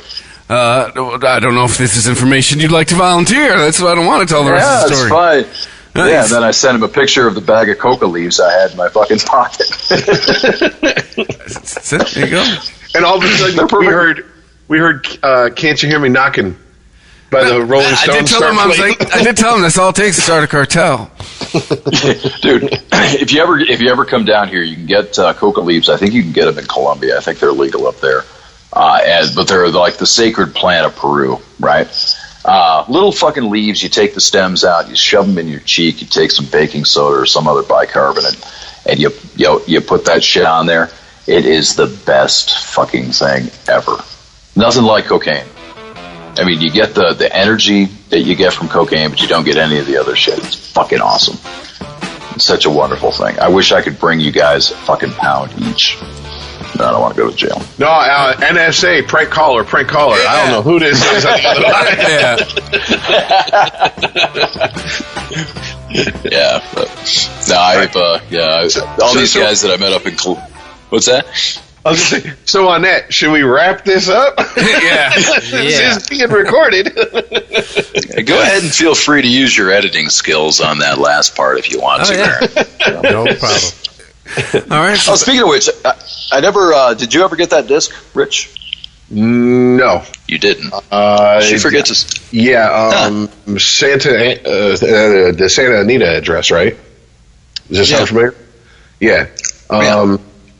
No, but I did put a change of address in post office, and I maybe some fuckery happened there, and they were like, "Oh," and it just got lost. I don't know, but yeah, I haven't received any disc. Oh shit! I forgot you. I forgot about it after like a week or two. I was like, he probably went and forgot about it. I'll get it eventually, one way or the other. No big deal. So, oh boy, it never came back to us either. Oh, you weren't sending me a copy, were you? That kitten is dead. I hate to tell you guys. No, it was, yeah. If that was your only copy, I didn't think about that. Yeah. Oh, shit. Okay, I may have another one somewhere. No, I sent him a copy of that old Cool Edit 2.0, Chris. Ha! That I had lying around. Oh. But I may have another one. I hope I do. Or I hope my girlfriend just put it in the fucking desk and forgot to send it. That would be great. Adobe Audition's $20 a month, Rich. And it's worth every goddamn penny. Gotcha. How are you getting $20 a month? Work? Those cocoa leaves. Yeah. No, seriously, how are you getting Audition for $20 a month? Through Adobe. Through the Creative Cloud. Through the website. I thought it was like 40 or something. No, times have changed. I'll relook at it again. They went to... I'm already paying... I think in 2015 they went to all cloud-based. And that's when I started paying for it. That's how I'm getting my my Photoshop apps and stuff for the photography. But I last time I looked, it was like 40 to get Audition. No, Photoshop. Photoshop's $40 a month. I'm paying $20 a month for Audition. Yeah. I'm only paying 10 for that. I'm paying 10 for the entire photography thing. Oh, wow. Yeah. I'm going to go look at that. I'm not... Fuck, I'm losing my mind here tonight. I'll check it out when I get back. Maybe it's dropped. All right. On that note, Todd, thanks for joining us once again. There's always a microphone or Skype channel available to you. I'll try to be better rested next time. Gotcha. And just want to thank everybody for listening. Hit us up on the Twitter at UnregimentedPod. Email the show, unregimented@ChristopherMedia.net. Thank you for listening, and we will see you next week. Eat coca leaves. Later, guys.